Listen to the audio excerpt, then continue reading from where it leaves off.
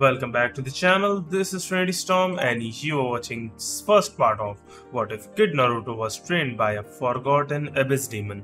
If you enjoyed this video, please like, share and subscribe to the channel. Now wasting no time, let's start the story. A pair of shadows darted through Konohagakure's streets, pausing only to pick through some trash in search of scrolls and possibly some food. One stood about a foot tall, and had amber-colored slitted eyes that vaguely resembled the shape of a baby fox. The other was a boy, maybe 12 years old, with blue ocean eyes that gleamed in the darkness and dark, spiky hair. Given that the boy had performed the small jutsu himself, they both appeared to be shadows themselves. The boy could hear the small fox growling at him. "We must hurry. It is almost dawn, and the villagers will not want to see you this early, master." They had no trouble with most of the street dogs because they could communicate with each other in the dog language that the Inuzuka was familiar with. There would be no conflicts as long as one pack did not interfere with another. Despite his fox-like scent, he actually got along with most of the Inuzuka dogs. They had growled something about alpha once, but it was before he understood. The child also let out a growl and said, "Don't worry too much, Akio. The villagers are quite lazy on Mondays, so we don't have to worry about them for a few more minutes, perhaps another half hour. But maybe we should return for a short nap."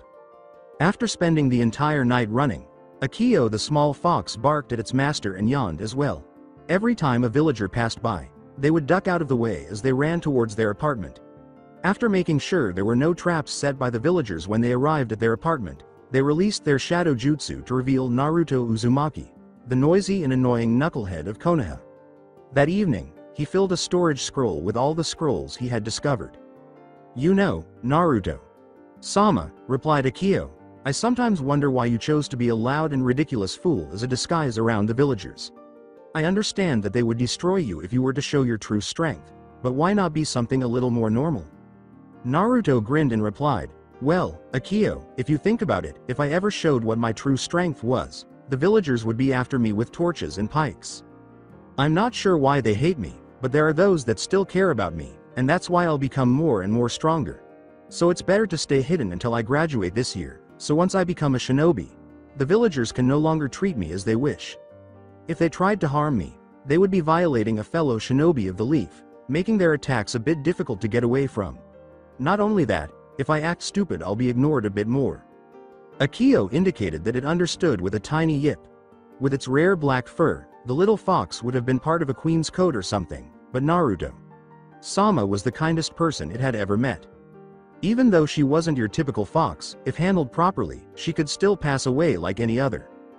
The fox would instantly perish if the humans only needed to puncture its heart. It didn't matter if they struck any other part because the material that made up its body was nearly identical to that of a shadow clone. Its body could expand into any shape or size, blending in with the shadows. It only needed to gather the shadows surrounding it to transform into anything. Although it was somewhat painful, it would heal quickly. Naruto leaned down to pick up the small fox and held it like a baby, saying, "Well, off to bed now, Akio." With a yawn, Akio displayed its tiny but pointed teeth. With the intention of sleeping for a few hours before heading to the academy, they both tucked themselves into the bed and shut their eyes. When the alarm went off in the morning, Naruto fluttered open his eyes and noticed that Akio was still in his arms while also turning off the alarm. The small creature began to awaken and stretch. It then lifted its left leg to scratch its left ear, looked up at Naruto, and let out a yip. With a smile, Naruto gave his small friend a head pat. Akio quickly turned around and headed directly for the couch's shadow near the door so that she could see any intruders attempting to enter the master apartment. While putting on his typical orange clothes for the mask he wore as Konoha's knucklehead, Naruto grinned and threw a dog treat into the shadows for Akio to begin gorging on. "World, prepare for my arrival," exclaimed Naruto, but deep down he was thinking, "I can't wait to stop being such an idiot and just be myself." Grinning, he began jumping to the academy to gain a competitive advantage. He was not able to create a normal clone, but he reasoned that if he created multiples, he wouldn't be able to kill them by channeling too much chakra into a single one. Arriving at the class, he realized that, for once, he was on time. He took a seat next to the screaming pink-haired banshee, unconcerned. Even though he detested it, he was forced to follow his fate because of the mask he was wearing. He looked over at Sakura, the world's loudest screamer. His forced smile belied his true feelings as he asked, "Hi, Sakura-chan. You want to go on a date with me after school?" Although he was secretly thinking, maybe I should drop the mask now. I might just leave her alone if she stops punching me. That will be a good remedy. Sakura carried out his exact expectation of her. Giving him a quick glance, she said, "Leave me alone, Naruto. Baka. I'm trying to get Sasuke-kun's attention." Check to see if I care. Naruto wanted to scream, but he refrained by wearing his happy mask. This only resulted in him receiving a large bump on his head from being struck by the pink banshee. "Pretty please, Sakura-chan. You keep wasting your time with him all the time, and he'll keep ignoring you, so you might as well be with me, right?" Since the villagers had already subjected him to hundreds of torture sessions, he wasn't particularly hurt. However, he wasn't going to tell Pinky that, so he pretended to be unconscious, which was simple to do since all he had to do was close his eyes and pretend to sleep. After attempting to get a date with the banshee, he came to, after counting to 200 and just sat there. He noticed Hyuga Hinata's shy and dejected expression. Being the heir to the mighty Hyuga clan, she stood out from the crowd with her adorable habit of stammering and nudging her index fingers against one another. The walking hormone, Inuzuka Kiba, was standing next to her. His friend Akamaru was lying inside his coat, on his chest. He continued attempting to set her up on a date, but she politely declined. Naturally, Naruto noticed this and gritted his teeth in frustration. "You simply never seem to learn, mutt. Face. I will promptly assign you to your designated spot." He attempted to ignore him, but everyone was made to sit down when Iruka and Mizuki entered the classroom. "Alright then, we're going to start the exams now. I'll call your names alphabetical order and you will each perform a clone." Naruto sensed that someone was observing him when Iruka began yelling epithets. With a glint of hatred in his eyes, Mizuki-sensei was staring at him from next to Iruka. Naruto never liked those eyes, so he put his head down until the Teme eventually went back to his seat with the fangirls and started to brood. Iruka yelled, "Naruto Uzumaki." Naruto stood up as he heard several people predict he wouldn't graduate. He simply waved it off and gestured with his right hand when 3 Naruto clones materialized out of a cloud of smoke. The issue was that they were hardly standing and nearly looked ill. When Naruto sensed that someone was tampering with his ability to manipulate chakras, he scowled.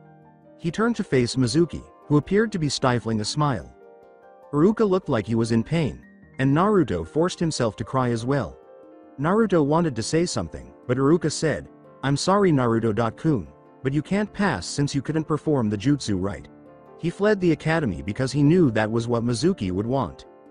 Naruto wept through the mask as the others went by and began to be picked up by their parents. He was planning to exact a heavy price from Mizuki. Teme on the inside, he was not going to spare the gray-haired bastard any mercy. Just as he turned to walk away, he felt a hand grab his shoulder. He wanted to punch the man because he recognized his chakra signature, but he knew Mizuki wouldn't approach him out of kindness. He slowly turned around and glanced up at Mizuki's smiling face, which appeared to be forced most of the time. He continued to smile, which had inexplicably turned into a smirk, and said, "Come with me, Naruto-kun. I have a secret to tell you." Naruto wondered, what is his goal? He trailed behind Mizuki until they arrived at the monument honoring the current Hokage. They took a seat with Konoha facing them. Mizuki turned to face Naruto and said, "You know, Naruto, you shouldn't blame Iruka-san for not letting you pass. The guy cares a lot about you, so go easy on him." He returned to the town and replied, "What if I told you there was a different way to become a genin? It's quite simple, really. All you have to do is steal a certain scroll. The stealing part is to test your stealth. That way we'll see if you can sneak past enemies in the battlefield. Then you have to learn one of the jutsu the scroll has, and you're all set." He smiled at Naruto and got up. "That's the only way I can think of to be able to help you, so sorry there wasn't much of a choice." Even though Naruto was aware that Mizuki was lying to him, he still believed he could learn about the jutsu later on if he read a few of them and copied them into his own scroll. "Okay, Mizuki-sensei, I won't let you down." After getting up, Naruto went home to prepare for his upcoming test. Mizuki laughed evilly as she watched the blonde fade from view. "I'll kill that dumb brat Kyuubi soon, and Orochimaru-sama will reward me." After a moment, Mizuki turned around and walked back to his own apartment to get ready. He'll be happy to hear the damn demon is dead. Naruto was shocked to discover during the night how simple this was. A black ninja.to, which didn't look right with all the orange, was strapped to his back. Although the location was secured, it was quite simple to get past the guards. Once outside, a short distance from the tower, he peered into the scroll and saw hundreds of jutsu, many of which he was familiar with and some of which he had never heard of. He recognized the first one as Shadow Clone Jutsu. After reading it, he discovered that whatever his clones picked up would be passed on to him when they scattered after reading about how it grants the user strength in numbers. Since Mizuki Teme would not be returning for some time, he made the decision to begin training. When he saw that no one was nearby, he yelled, "You can come out now, Akio." The ninja.to on his back changed into a black furred baby fox and leapt to the ground.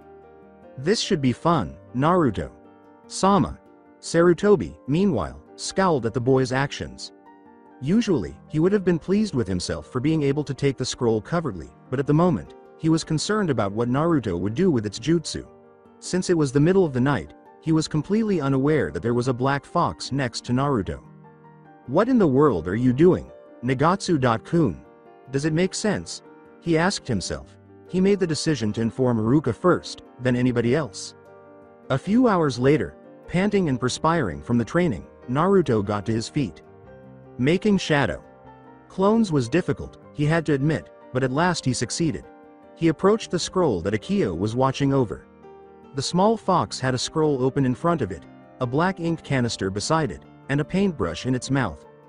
When Naruto first learned that Akio could write quickly with just its mouth, he was taken aback to see that it was replicating the jutsu. The dog barked. "How did it go, Naruto Sama?" as soon as it saw its master approaching. Naruto grinned and replied, "It went fine, though I hope I'm not too weak to fight Mizuki Teme should he show up. How much did you copy?" "About half of it, and there are a few things that don't make sense to me, but I wrote it down just in case." Naruto pulled out a dog treat while grinning at the small fox. He threw the treat to the dog, who caught it with joy, saying, "Good job, Akio." He then turned to the scroll and rolled it up. Suddenly sensing the signature of a chakra, he exclaimed, "Akio, quickly transform into something no one will notice." After eating her treat, Akio transformed into a snake and encircled Naruto's waist. Subsequently, the belt changed into a belt made of black leather with a metal fox head on the buckle, its eyes glowing faintly amber. With a growl, Naruto nodded and said, "Niece, Akio, you look good." "Thank you, Naruto Sama," Iruka exclaimed as she entered the clearing, and Naruto instantly grinned. "Naruto, what are you doing with the Forbidden Scroll? Do you have any idea what you have done?" "Of course I know," Naruto grinned. "I passed. I'm a genin now." He then pretended to be perplexed and glanced around. It was the simplest method to alert Iruka to Mizuki's betrayal without outright accusing her. "But where's Mizuki?" "Sensei. He said if I learned one jutsu from the scroll, I could become genin." "Did he send you instead?" It took Iruka a moment to realize what Naruto was saying as he appeared bewildered. At that point, Mizuki at last appeared and began attempting to persuade Naruto to give him the scroll. Mizuki said, "Don't you want to know why you're hated by the whole village?" Just as Naruto was ready to give it to Iruka. Naruto froze at this, gazing at Mizuki. Does he truly know why? Iruka yelled, "No Mizuki, that's an S-class secret, he's not supposed to know." Iruka leapt aside as Mizuki threw one of the Fuma shurikens strapped to his back at her. A second ago, the shuriken impaled itself on a tree behind Iruka. "It's because you're a demon," exclaimed Mizuki, snatching the other Fuma shuriken and beginning to spin it. "You're the reincarnation of the Kyuubi, the demon that attacked the village 13 years ago. The fourth didn't really kill the demon, he sealed it inside a newborn baby. You are that baby. You die now," he declared, raising his arm to hurl the enormous weapon. He threw the enormous star at Naruto, who was still too stunned to process what he had just learned. When Iruka saw this, he leapt in front of Naruto and took the blow, knocking him over with a strike to the back from the shuriken. "Naruto," Iruka whispered in a low voice, "don't listen to him. You're not a monster. You're a real child, and you're a lot like me when you want attention. Take the scroll to safety, away from Mizuki. Go." Having no choice but to comply, Naruto scurried out of the room while carrying the scroll. Mizuki turned to pursue Naruto after regaining possession of the first shuriken he threw. After exerting some energy to stand again, Iruka removed the enormous shuriken from his back and started to pursue Mizuki. Tears filled Naruto's eyes, making it difficult to see. They detest me because of this. They believe that I am Kyuubi.no. Yuko. But I'm not, Iruka. Sensei said. Who am I? Unbeknownst to him, Akio transformed back into a fox and ran alongside him. Though silent, the small fox wondered, is Naruto Sama Kyuubi? Sama's container. That explains why he smells like a fox, even though he isn't at all like Kyuubi. Sama. Though a formidable demon, Kyuubi. Sama wasn't malevolent. Why would she assault the community that Naruto Sama watches over? There is a problem. When Naruto noticed Akio was closing on him from behind, he dove into a bush nearby. When Naruto looked, he saw that Iruka and Mizuki were fighting. As Iruka sat against the trunk of a tree, he appeared exhausted and was clearly injured. Mizuki let out a growl. Why do you protect that demon? Filth. He'll eventually turn on the village and destroy it all. That's what monsters do.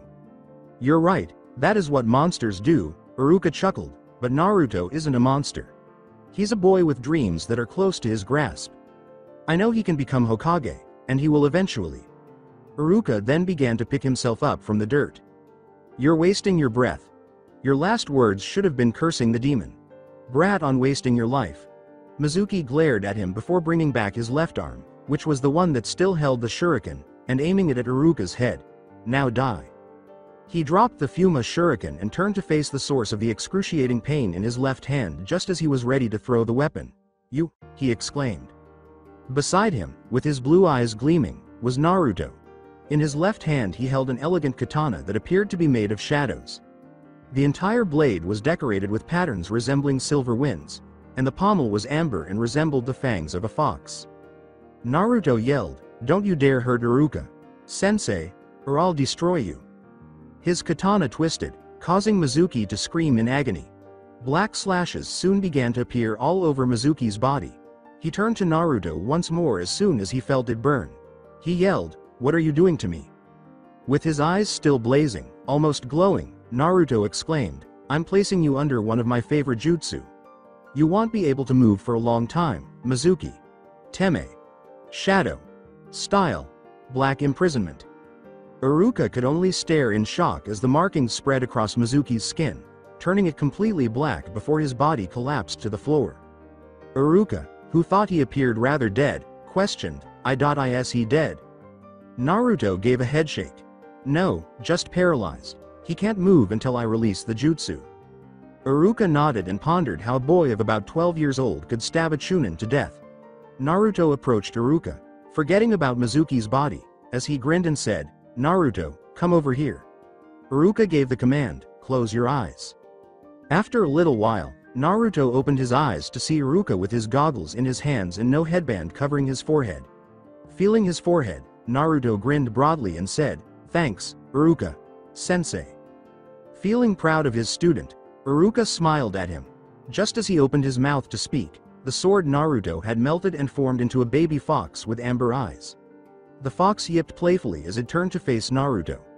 With a smile, Naruto knelt down to give Akio a quick scratch behind the ears, causing the fox's tail to wag. Naruto clarified, This is my partner, Akio. She's been with me for some time now. Iruka stared in shock at the small fox. Iruka stammered, unsure of what to ask first. That fox. How can it? It was just. With Akio on his head and riding in the same manner as Akamaru on top of Kiba, Naruto said, I'll explain it to you on the way back to the tower. Iruka just nodded and went along with the boy's explanation of how he had met Akio. Retrospective. A blonde 7 years old bolted from a group of inebriated peasants as quickly as he could. He wore a white sweater, blue sandals, and blue shorts. The child was free to be used as a punching bag whenever the villagers felt like it because they didn't care what happened to him. Running after everything thrown at him, Naruto ran and ran.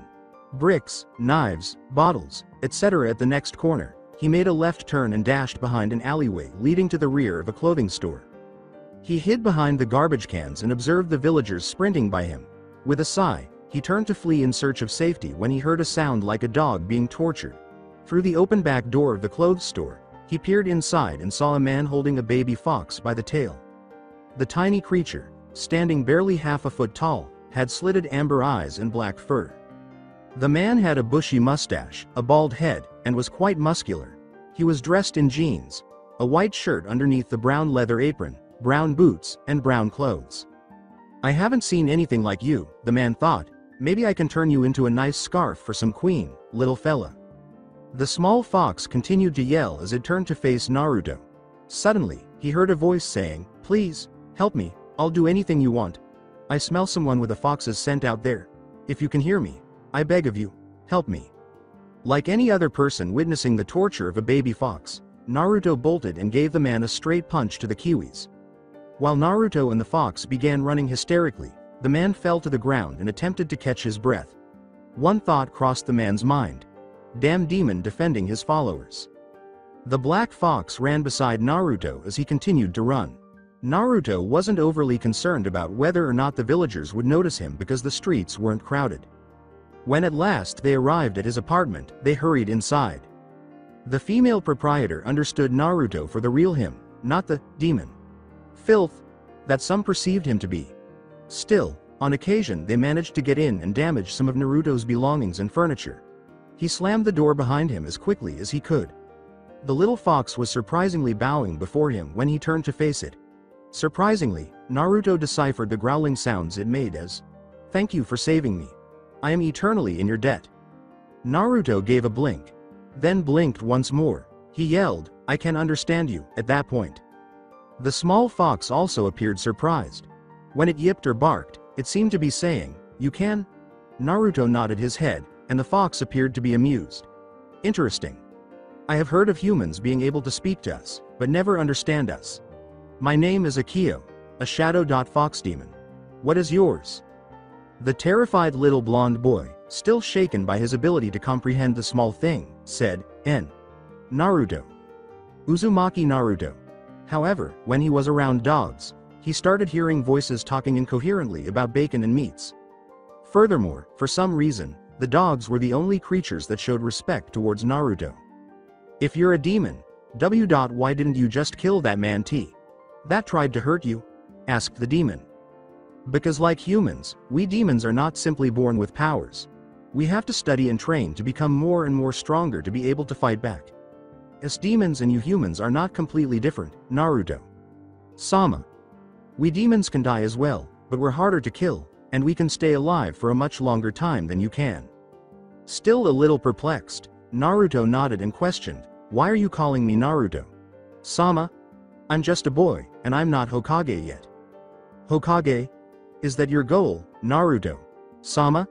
Naruto raised his eyebrows and said, "Once I become Hokage, people will have no choice but to stop underestimating me and see me with respect. They'll stop hurting me and I'll be the strongest out of all the Hokages. Believe it." Akio was smiling, though Naruto couldn't tell. "You have my trust, Naruto. Sama." Finalize flashback. At moments like these, Iruka wished he had given Naruto more assistance. He now learned that Naruto was receiving assistance from a demon for his cunning and training. This could have clarified how he was able to paint the Hokage monument during the day without anyone noticing. Who knows what he's capable of at night? If he can do that in the clear, he might be the best shadow spies ever. He told her how he had met Akio, and then both of them realized they were in front of the Hokage office. They were greeted upon entering by Kaharu, Homura, and old man Sarutobi. The black belt around his waist went unnoticed by them. "Explain yourself, boy.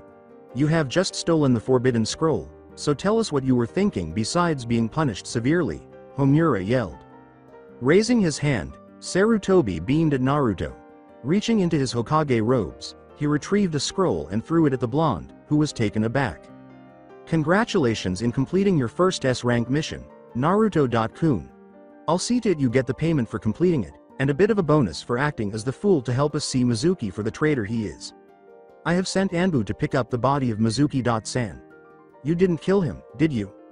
With a smile and a shake of his head, Naruto said, "Gigi, you don't have to worry about anything because he's paralyzed." The other two elderly counselors could only stare at the boy in shock as Hiruzen nodded.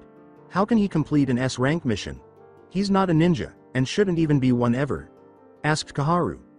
After giving her a quick glance, Sarutobi gestured to Naruto's forehead with his pipe. I see he has a Konoha headband, so I can only assume he is a ninja by the looks of it, am I right, Iruka.kun? Hi, Hokage. Sama. Naruto.kun has passed a test much harder than that of the one taken by the other students, and is now a genin of Konohagakure. Iruka exclaimed with pride. He smiled smugly at the two enraged counselors. Their rage was red and it was all directed at Naruto, who didn't seem to be aware of the two's animosity toward him. He was thinking to himself, take that, you fleshy old bags, as he was jumping up and down. Now then, I want you to go to and get those wounds healed, Iruka.kun. I don't want you to die now at such a young age. Sarutobi replied with a grin. Iruka grinned back and bowed, then turned to leave the office and start his walk to the hospital. Hiruzen turned to face Naruto at that point and said, You're free to go now, Naruto.kun. Go and rest for tomorrow to meet your team and Jonin-sensei. Dismissed. With a nod, Naruto left the office and sprinted home, dodging the angry looks he received from the council elders along the way. Excited about the teams that would soon be formed, Naruto turned off his alarm clock before it went off. Suddenly, he felt something heavy on top of him and looked up to see a girl about his age, naked and with straight platinum blonde hair that reached her mid-back, curled up in his arms. In addition, she had two fuzzy black fox ears perched atop her head and a white-tipped bump beneath the covers, which represented her black tail. She was a pretty girl, not too white, with a nice round butt and a perky chest on a gorgeous body. He nearly swooned when he saw how angelic the girl appeared in his arms. Her hands were on Naruto's shirt, causing him to blush a little before giving her a quick shake. He whispered, Akio, wake up. Sadly, she only drew nearer to him until their faces were in close proximity. Naruto reddened even more and attempted to escape her hold, only to discover that she was holding him firmly. She finally began to stir when he gave her a slightly more violent shake. Her amber-slitted eyes slowly opened, revealing she was almost on top of him. Naturally, she just grinned while yawning and flashing her sharp teeth as she said, Good morning, Naruto. Sama. There was a click sound when she closed her mouth, and she shrank gradually until she was the size of a baby fox. Sorry, Naruto. Sama. But I wanted a bit more comfort while sleeping, and changed to my human form. You were quite warm when sleeping, replied the tiny kitsune. Naruto stood up and laughed sheepishly, it's okay Akio. Just don't appear naked next time. I'm still too young for that. True. Akio then transformed back into a naked human. Naruto's face flushed wildly, and he was unable to move as she put her arms around his neck and whispered, in a seductive way, but I'm not, Naruto. Sama. You can do anything you want with your Akio-chan. With a giggle, Akio let go of him and lay on the bed, covering her head and shutting her eyes. Just kidding, Naruto. Sama. You don't have to if you do not want to. When you are ready, you may do as you wish with any woman. She opened one of her eyes and grinned. Including me. Naruto let out a sigh. Regardless, it wasn't the first time Akio had attempted to woo him. Maybe it's time Konoha learned what the real Uzumaki Naruto can do, he thought as he was about to put on his orange jumpsuit. Dropping the outfit, he ran to his closet. The orange jumpsuits were in one half of it, and a number of ordinary-looking clothes were in the other. He discovered the clothes he had always desired to wear when he opened a small chest that was located beneath the racks at the bottom. He put on a tight, dark blue sleeveless shirt that exposed his arms to a good extent, featuring thick orange lines running vertically down each side. Then he put on a pair of black shinobi pants that had several pockets to hold scrolls and kunais. Then came the black fingerless gloves with a metal rectangle on the back, and finally, the blue shinobi sandals.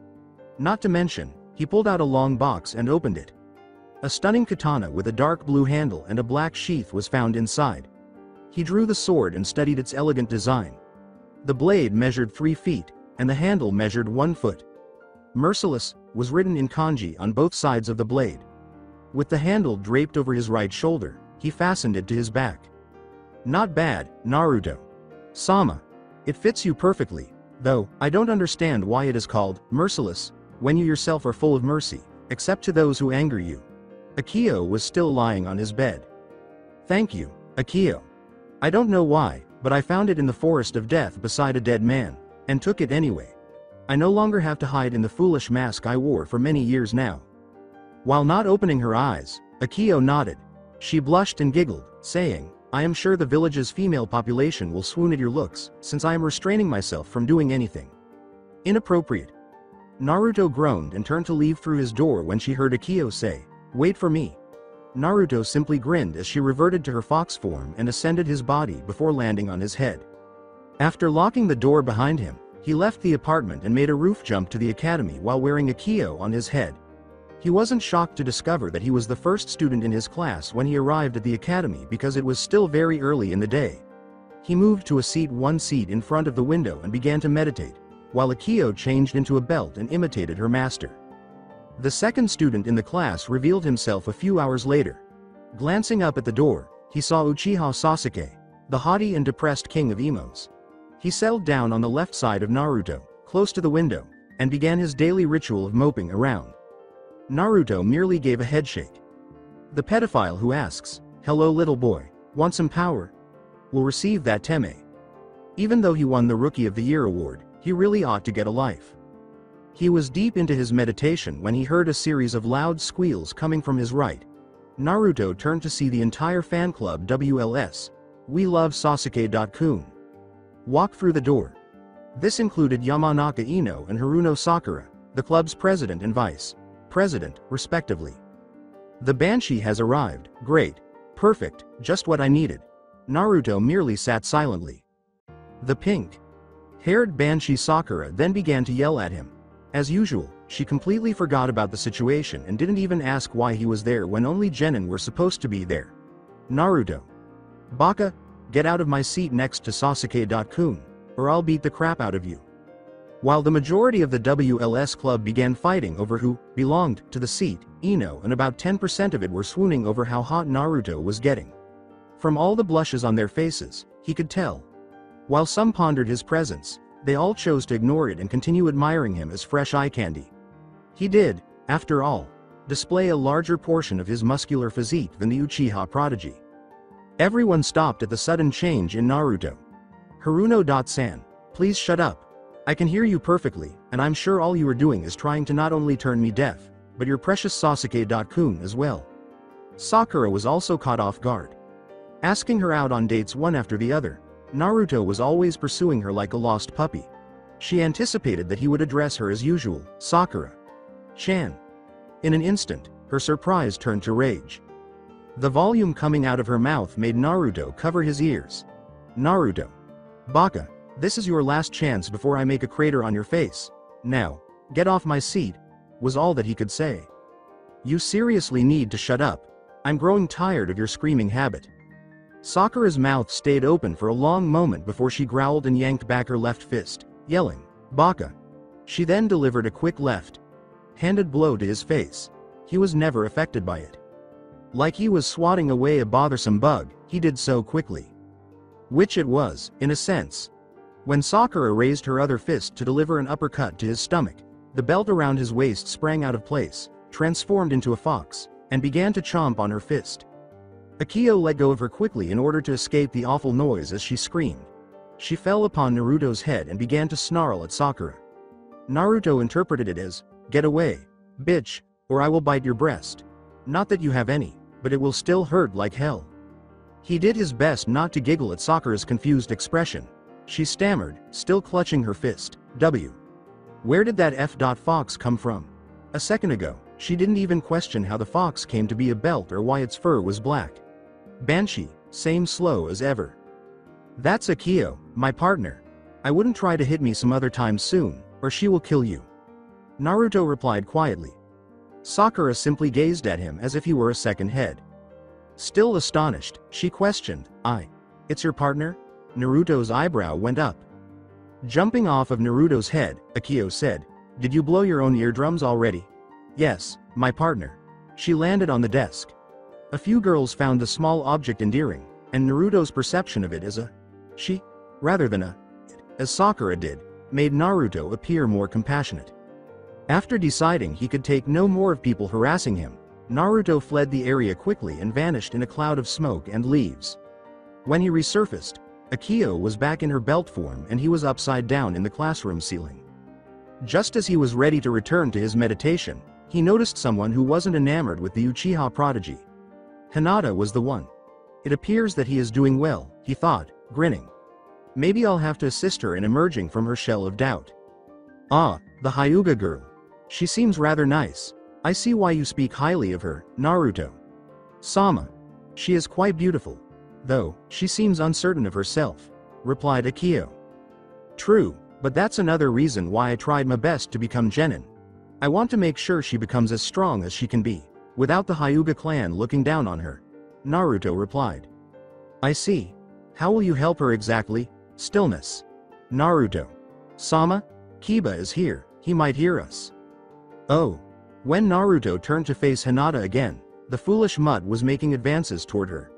Kiba grinned and said, "Come on, Hinata. Just on one date, I'll show you the way a real man is." I'm sorry, Kiba-san. However, I think I'll pass, the bashful Hyuga heir stammered. Naruto. Baka will never notice you. If you're with me, I'll make you the happiest woman in all of Konoha. She was blushing a lot now, and Naruto had to hold back from using Merciless to chop off the Inuzuka's head. N.Not. Thanks, Kiba-san. It is imperative that you do not kill. That idiot won't pay attention to you. How will he please you anyway? Don't kill, please, please, please. Kiba leaned in to kiss her, saying, "Common, or else you'll end up a virgin the rest of your life." For a brief while, she struggled, attempting to push the Inuzuka away, but Kiba was drawing nearer. I'm going to kill him, I'm going to kill him. Now that Hinata was almost crying, she was asking herself, what do I do? And closing her eyes in the vain hope that this was a dream. Hinata had always wanted Naruto to be her first kiss, but she was losing it and didn't want to hurt Kiba. When Kiba disregarded Akamaru's sudden whimpering, which was an attempt to let him know that the Alpha was getting upset with him, Akamaru crawled into Hinata's lap and uttered something like, "Pardon me, Alpha," then rolled into a ball. Naruto.kun was the last thing Kiba and Hinata saw when they felt something finally touch their lips and realize it was very cold. When they opened their eyes, they saw a katana between them and followed the blade to its source. Now that Naruto was standing on the desk with Merciless on his right hand, still between the two, Hinata exclaimed joyfully, blushing at her crush's new outfit. Naruto beamed down at Hinata and greeted her with a, "Good morning, Hinata-chan." His eyes remained as warm as the ocean for a while, almost making Hinata dizzy with the attention she was receiving, but then they turned into icy orbs that glared at Kiba. You shouldn't bother Hinata-chan if she doesn't want your advances. Go find someone who does. Though, given your attitude, I doubt anyone ever will. With a scowl, Kiba yelled, "Baka! You ruined the one time I got Hinata to kiss me. In any case, what on earth are you doing here? You're not a genin. Dudea, go away." Now that the commotion was drawing some attention to them, some girls flushed upon seeing the orange loving boy once more. You were going to kiss her, Naruto growled. Listen well, mutt. You can't say she was going to kiss you because she didn't want you to. And another thing, Gaki, notice the forehead. I passed a test that distinguished me from everyone else here and became a genin. Oh yeah? Kiba just glared at him before getting up on the desk and striking a fighting stance. Let's show this idiot who's the boss around here, Kamen Akamaru. Kiba turned to face Naruto after hearing nothing more, and to his surprise, Akamaru was crying out in Hinata's arms and apologizing to him. Kiba, though, would not listen. I beg you, please don't hurt him too much, the little white puppy whimpered. Sheathing his blade, Naruto grinned and said, Don't worry, Akamaru-san. He glared at Kiba and growled, Get ready for a world of pain, Kiba. Baka. Your pet won't be hurt too much, just enough for him to understand what the consequences will be when he tries something like this again. Kiba quickly shook his head and said, So what if you can understand the canine language? Kiba was surprised that Naruto actually knew and spoke the dog's language, as only the Inuzuka should have since they were trained to work with dogs. You don't need Akamaru for me to defeat you. I'm not his pet, either. With enormous speed, he charged at Naruto and delivered an uppercut to his face, but Naruto sidestepped it and simply pushed Kiba by the head, causing the Inuzuka to lose his balance and fall to the desks behind them. He hit his head hard and was instantly knocked out. Naruto picked up Kiba by the collar of his jacket and placed him on the chair next to Sakura, who was next to Sasuke, and seemed fine with her occupying the seat as long as it didn't get in the way of Sasuke pursuing. Naruto moved back to sit beside Hinata in the spot occupied by Kiba.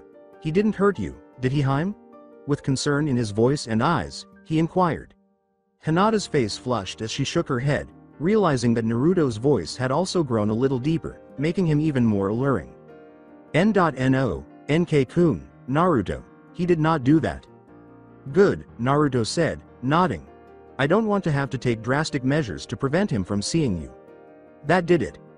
Hinata passed out on the spot. "Don't ever hesitate to come to me for any help I can give you," he said, grinning and rubbing her cheek with his hand. Hinata made a little eep sound as he touched her. "Oh my god, Naruto. Why does she always pass out from you? So troublesome," murmured Shikamaru Nara, the class's most lazy Janina, intelligent but lacking drive. His best friend Shoji Akamichi was chewing on a bag of chips next to him when Naruto turned to face Shikamaru and said, "I have no idea what you're talking about, Shikamaru. I just want her to know that she can always count on me to be there for her." Shikamaru responded, "What a drag." Naruto grinned and shook his head. While remaining on Hinata's lap, Akamaru inquired, "Where is Akio-san?" "Akio, you can come out now," said Naruto. "Good morning, Akamaru-san." We heard a yip from Naruto's belt, and it melted into the shape of a small fox. I can see that Kiba still needs to follow some rules regarding his behavior. The small dog turned to face Naruto and said, "Yes, I suppose so. Naruto-san, forgive him. He thinks that mating season lasts for every second of the day." "Akamaru-san, don't worry," Naruto chuckled. "I'm sorry, but maybe you should keep him restrained." With a nod of approval, Akamaru went to sit atop Kiba's still, conscious head, and Akio moved to Naruto's head, where he fell asleep for a while.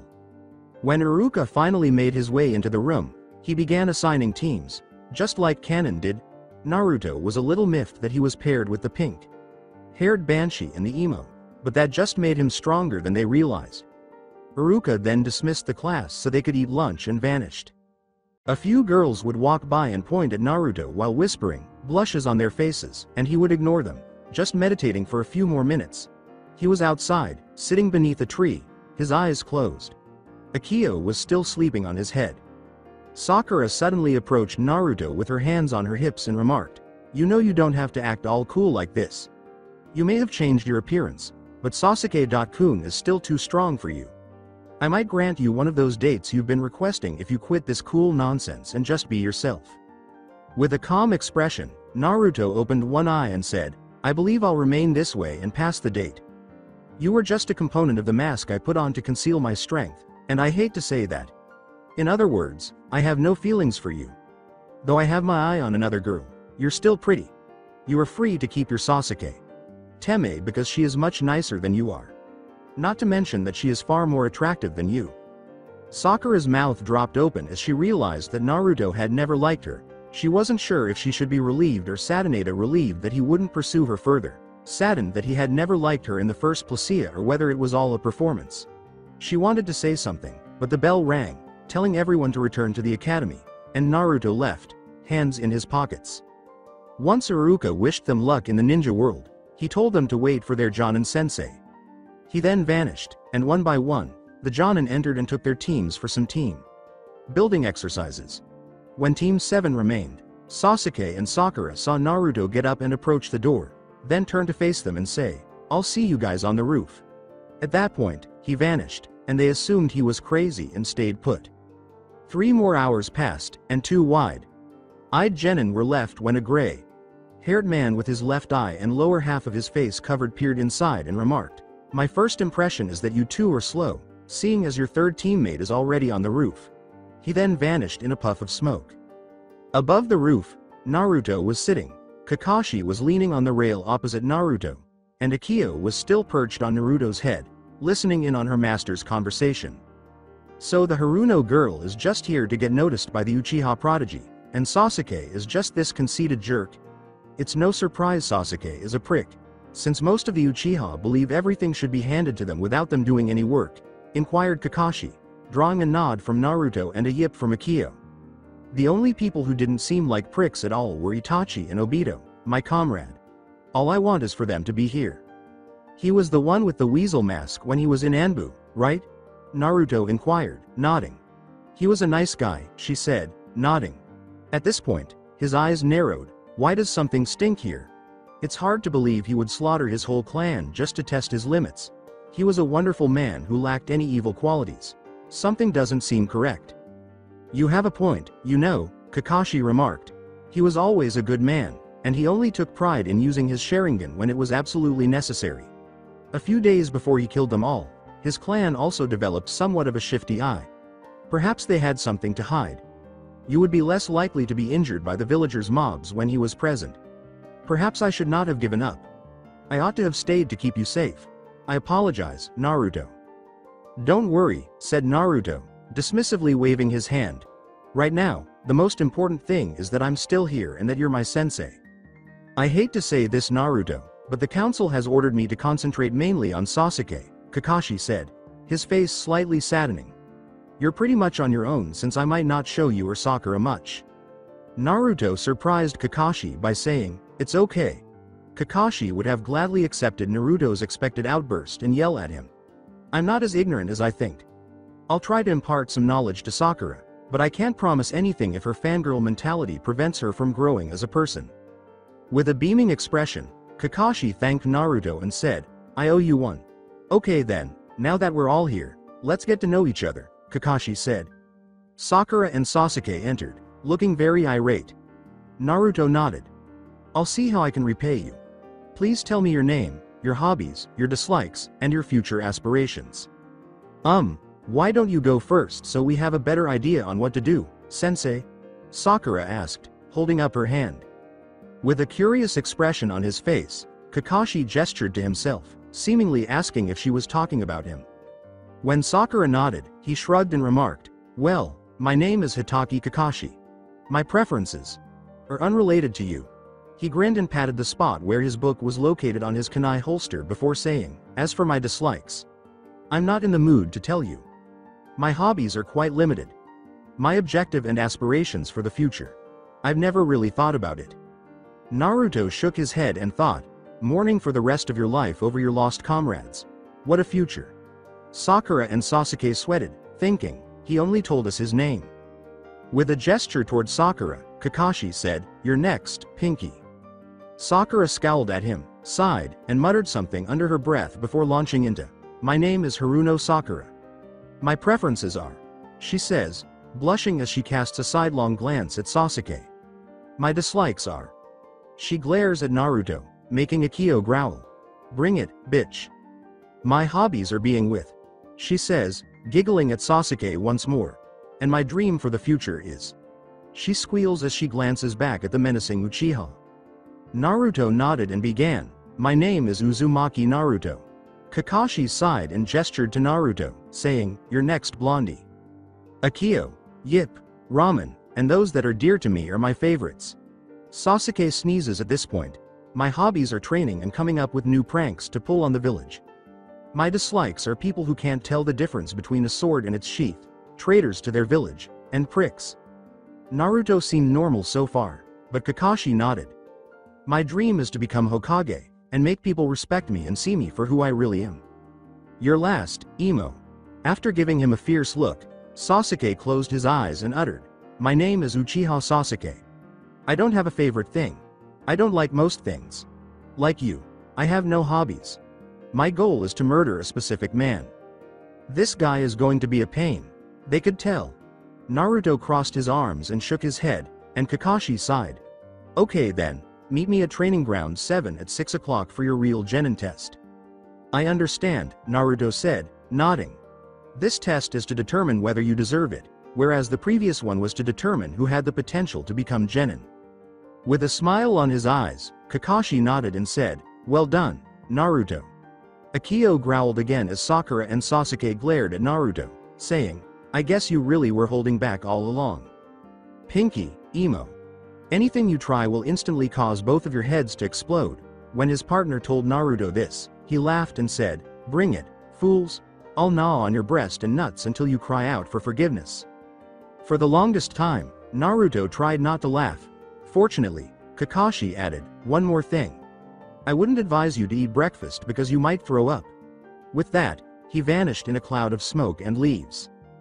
Dusting himself off, Naruto stood up and declared, based on his timing, I plan to arrive at 10 with a hearty breakfast and then assess my options.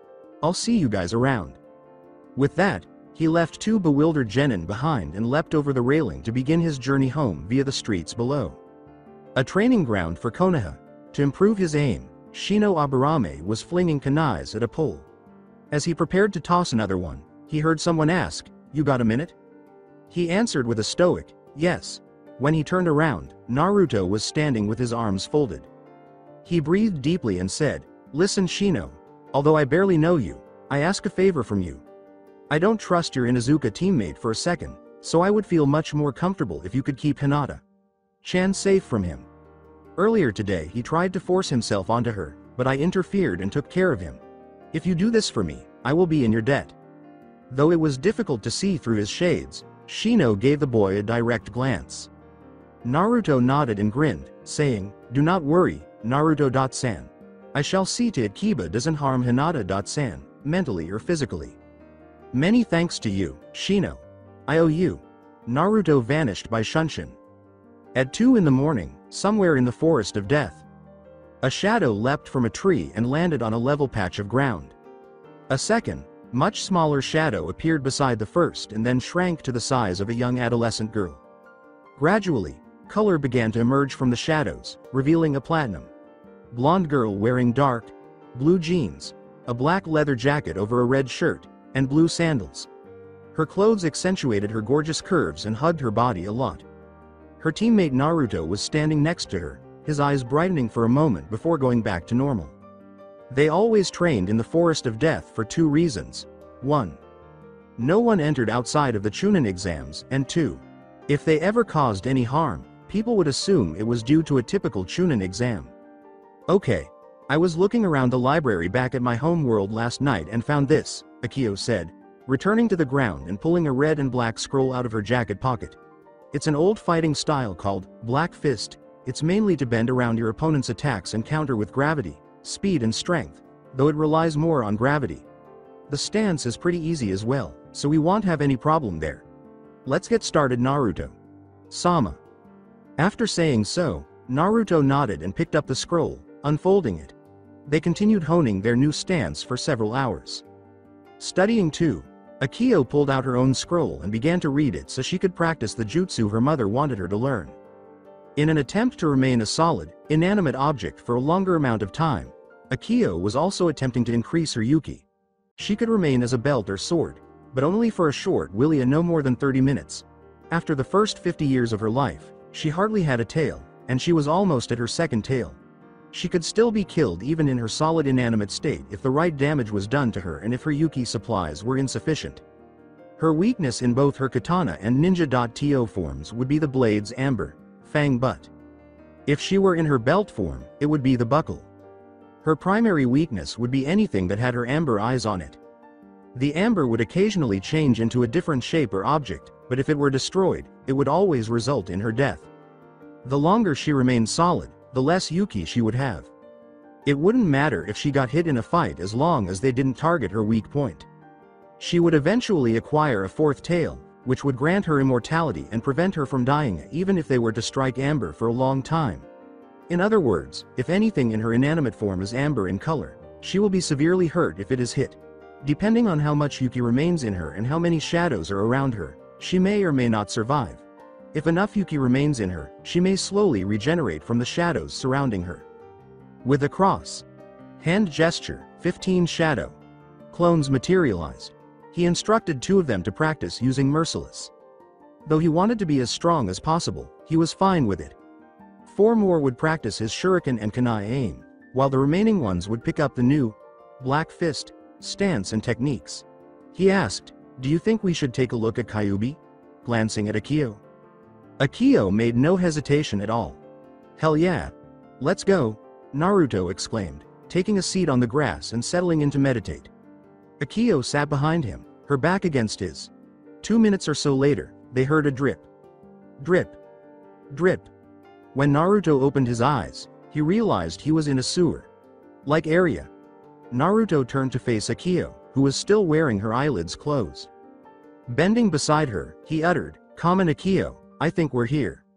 Akio's eyes opened, and in a moment she was standing. "Cool. Where's Kyuubi?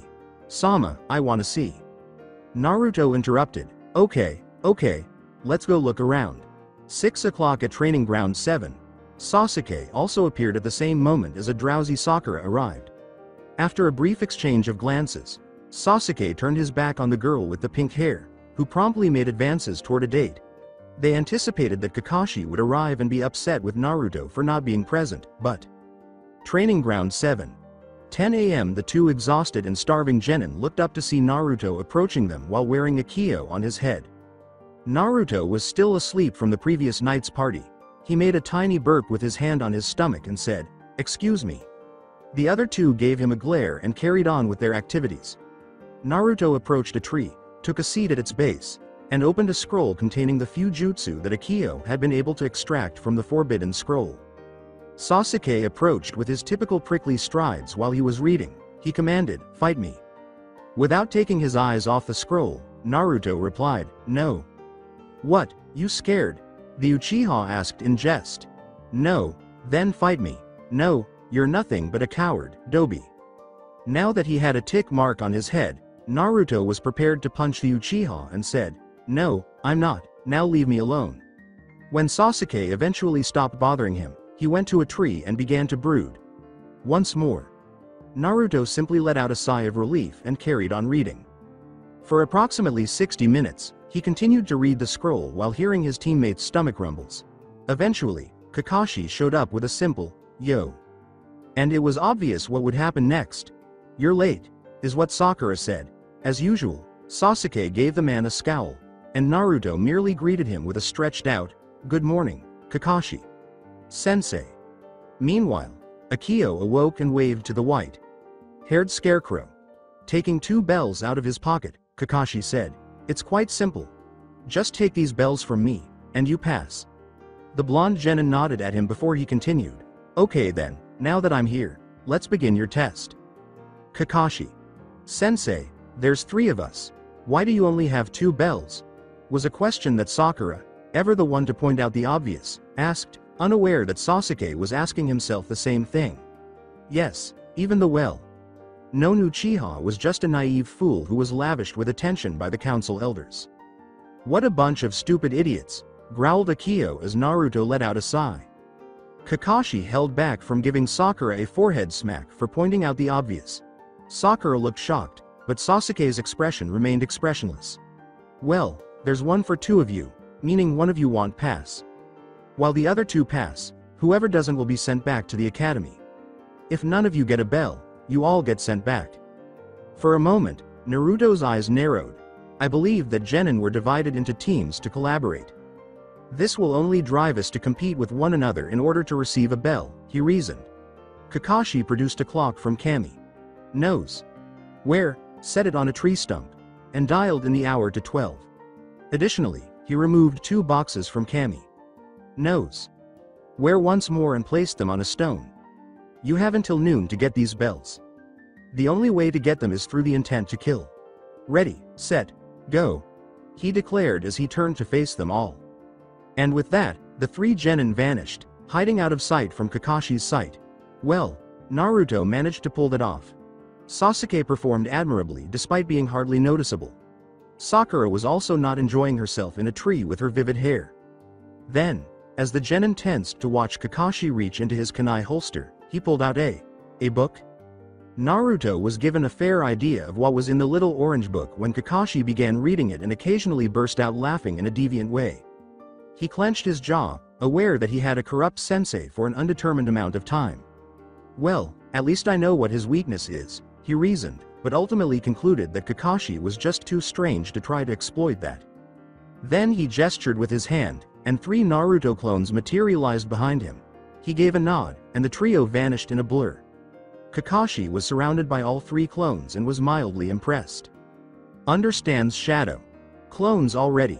For Sensei's son, not bad. All I want is to impart some knowledge to him and avoid becoming entangled with Sasuke. Why did Itachi and Obito have to leave me in charge of this child? Kakashi pondered. He narrowly avoided the kunai that would have severed his bell's strings. Lol. Whichever happened first, he pulled a kunai from his pouch out of pure instinct after the other one knocked him unconscious. As soon as he realized he was under attack, he went into defense mode. He counted just 3 clones in his surroundings. Kakashi grinned and remarked, "Only 3? I feel disrespected." It soon changed to one of alarm when all 3 clones attacked him at the same moment. They created a triangle between them by making a horizontal cut. Kakashi would have been sliced in half if he hadn't leapt upward. But the clones anticipated this and leapt to their feet, returning their swords. Once more, they struck simultaneously, with more metal clanging as the blades struck a piece of wood that materialized in a cloud of smoke where Kakashi had been. This is absurd. Even though I did mention that they needed to show that they intended to kill, Kakashi feared for his life as he thought. He made the wise decision to exact revenge. He dodged behind one of the clones of Naruto and gave him a backhand punch. It vanished in an instant, and the other 2 emerged from the smoke, unleashing a flurry of stabs that nearly took Kakashi's life. Now that he was worried about his safety, he was determined not to use his Sharingan on a genin. In the academy, this child truly did hold back. While the other punched him hard in the face, striking his jaw, the first one kicked him in the stomach. Imagine his surprise, then, when the 2 just smiled and waved goodbye. For a brief moment, Kakashi just looked perplexed before lowering his head to check for injuries. His gaze, oh, the eye, grew as he became aware that he was only wearing one of the bells on his belt. What the heck? He received one when, searching the area, he attempted to locate Naruto's signature chakra. However, he either escaped too quickly or was an expert at disguising his chakra signature. Naruto was observing the work of his clones while jiggling the bell in front of his face in another location. Even though they weren't as strong as he was, they still managed to defeat the equivalent of one Naruto by using cunning and numbers. And without a Kyo, at that. Beneath a couple of bushes, Naruto tucked the bell into his pocket and set out to find the others. Sakura jumped and was about to scream when he appeared behind her and whispered, "Hey." However, Naruto moved quickly, covering her mouth before she could make a sound and holding her to his chest to prevent her from struggling. He hissed, "Shush. Sakura, it's me." Sakura calmed down a little when she finally realized it was Naruto, then she realized who was behind her. Her words, "What the hell are you doing here, Naruto? Baka, you nearly scared me to death," were met with an angry hiss from her. Naruto sighed and began to explain that a genin couldn't defeat a jonin, but he didn't mention that he had just done so. All he had to do was assist Sasuke and Sakura in getting a bell, then pass his own to one of them. As Sasuke's loyal and unwavering supporter, Sakura exclaimed, "Sasuke-kun is stronger than a jonin. He can do it." Naruto sighed and shook his head. Rolling her eyes, Akio tried not to give Sakura a hard time for a stupid remark or falsehood. Hearing the sounds of a battle, Naruto turned to look to the side. He motioned to the girl with pink hair, saying, "Come on, Sakura, I think Sasuke could use a hand." Sakura just nodded before trailing Naruto into a clearing where they discovered Sasuke's head lying there. After blinking twice, Sasuke turned to face them. Naruto was aware that it was one of Kakashi's methods. Sakura, regrettably, didn't. She cried out, "Kaya! Sasuke-kun's head. He's dead." She then lost consciousness and collapsed to the ground. Naruto sighed and shook his head. It was going to be harder than he had anticipated. While talking, he and Akio began assisting Sasuke to get off the ground.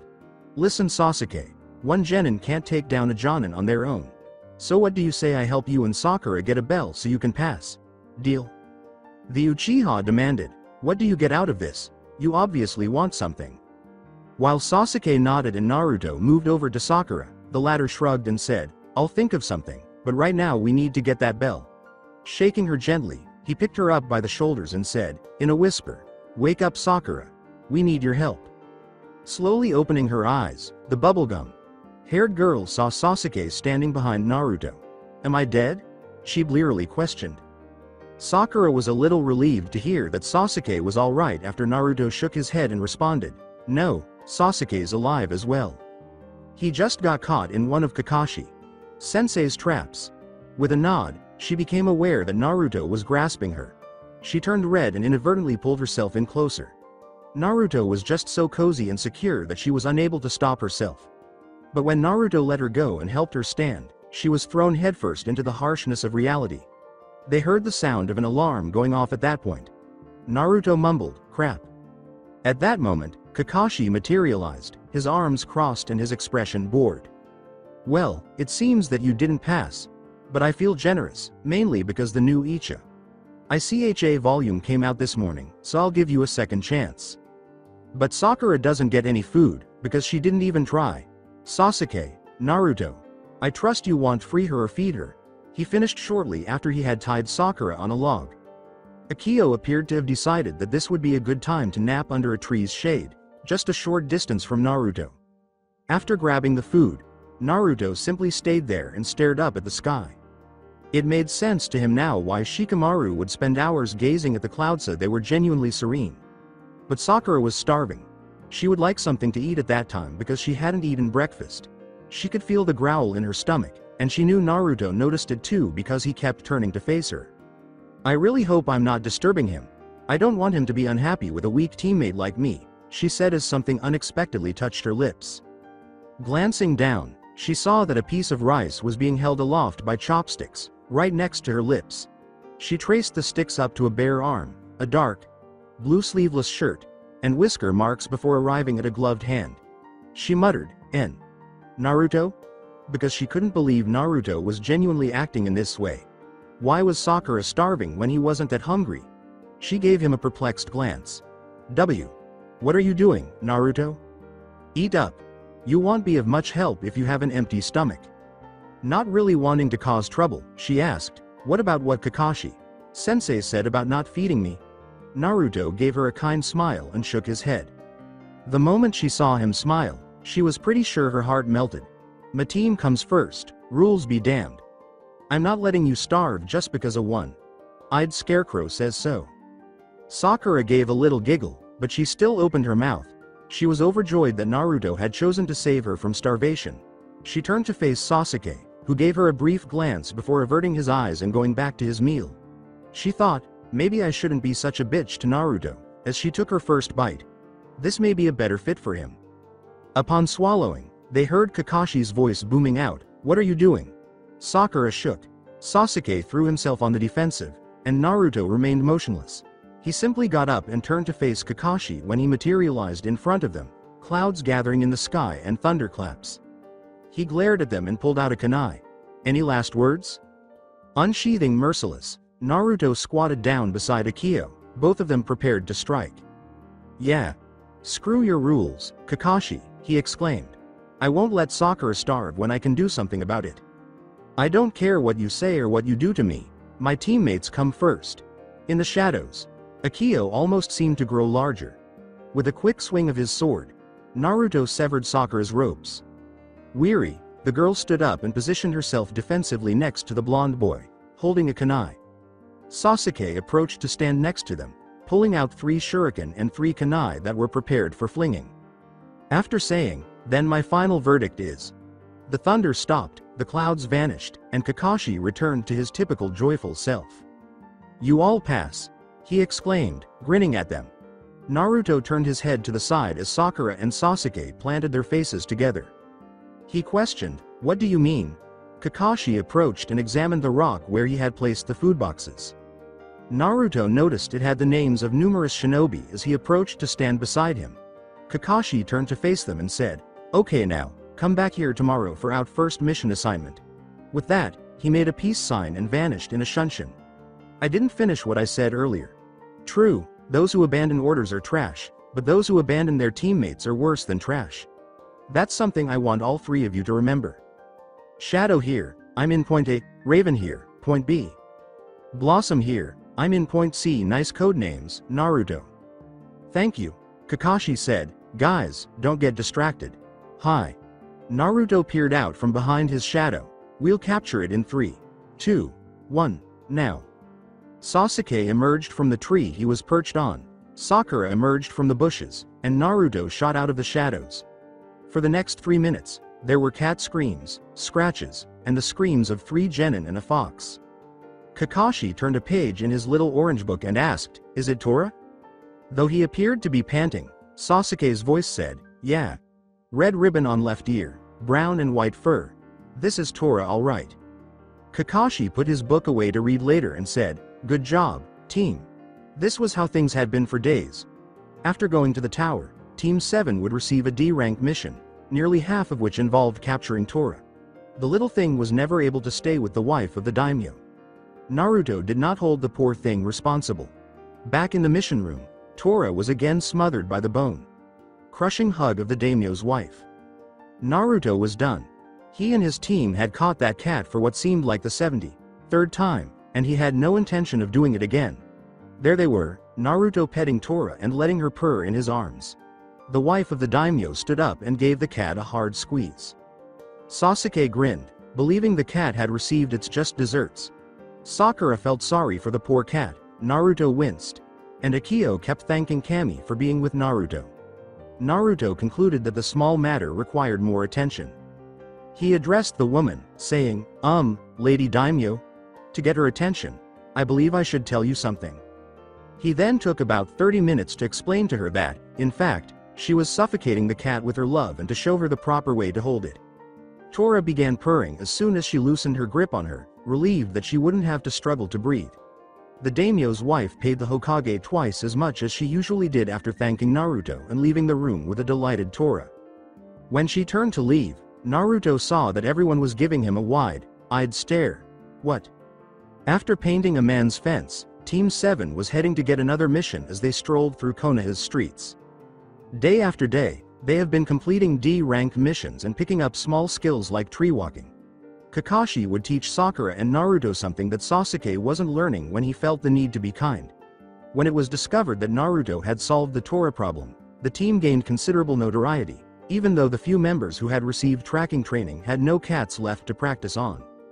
A few teams even approached him to express their gratitude for solving the puzzle and for having the courage to tell the daimyo's wife how to properly hold Tora, something that others were afraid to do.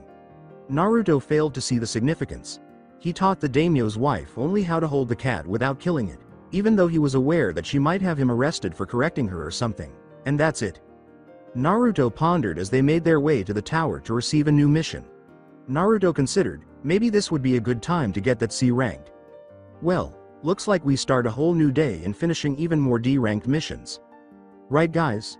This might take days, he said, glancing at his group. A different part of his teammates would wince the more words he said. Either their fingers, legs, elbows, hands, eyes, or eyebrows. Anything would recoil, and Kakashi sensed that Naruto had ulterior motives. Akio began chasing a blue butterfly after she began yipping at anything that moved. As he watched her play, Naruto grinned. She was in her mid-50s, but when she wanted to, she would still act like a child. With the exception of her attempts to woo Naruto, which had somewhat declined. Either she found something better to do, or she made the decision to give up. Whatever it was, Naruto felt a shiver run down his spine just thinking about it. Kakashi greeted them as usual as they went into the office to pick up another mission. Team 7 awaiting for the next mission, Hokage-sama. The Hokage grinned as he looked up. Good morning, Team 7. Well, today there's painting a fence, walking some dogs, finding a lost rabbit, helping someone garden, helping someone move into a new house, getting some sue. By the time Sakura finished, her face was red from all the screaming she had just done without pausing to take a breath. No, she screamed. No, I've had enough of these D-ranked missions. We need something that's not even a mile close to being a simple chore. We're ninja. Give us something higher ranked. Iruka turned to her and said, Sakura, show some respect to Hokage-sama. He knows when you are ready to take on different missions, so don't complain. The 3 genin turned to face the scarecrow, whose nose was still in his orange little book.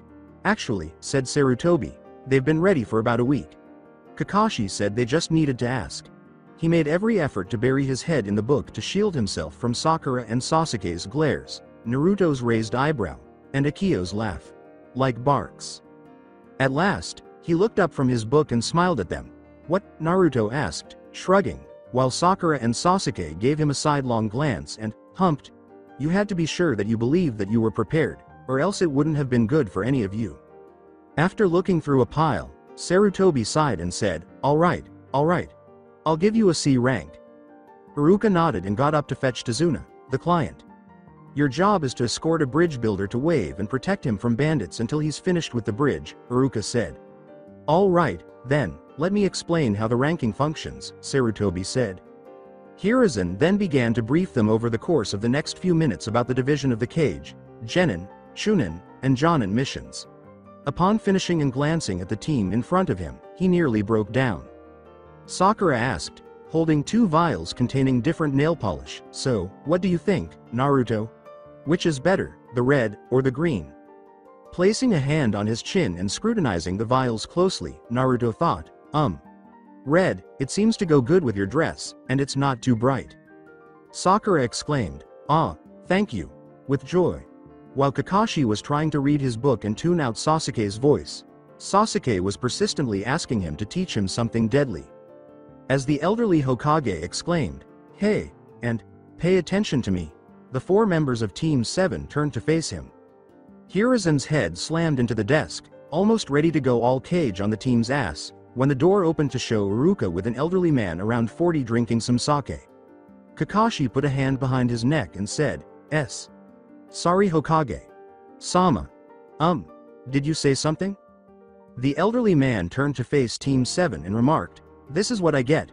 A bunch of kids, a black fox, and a one-eyed freak?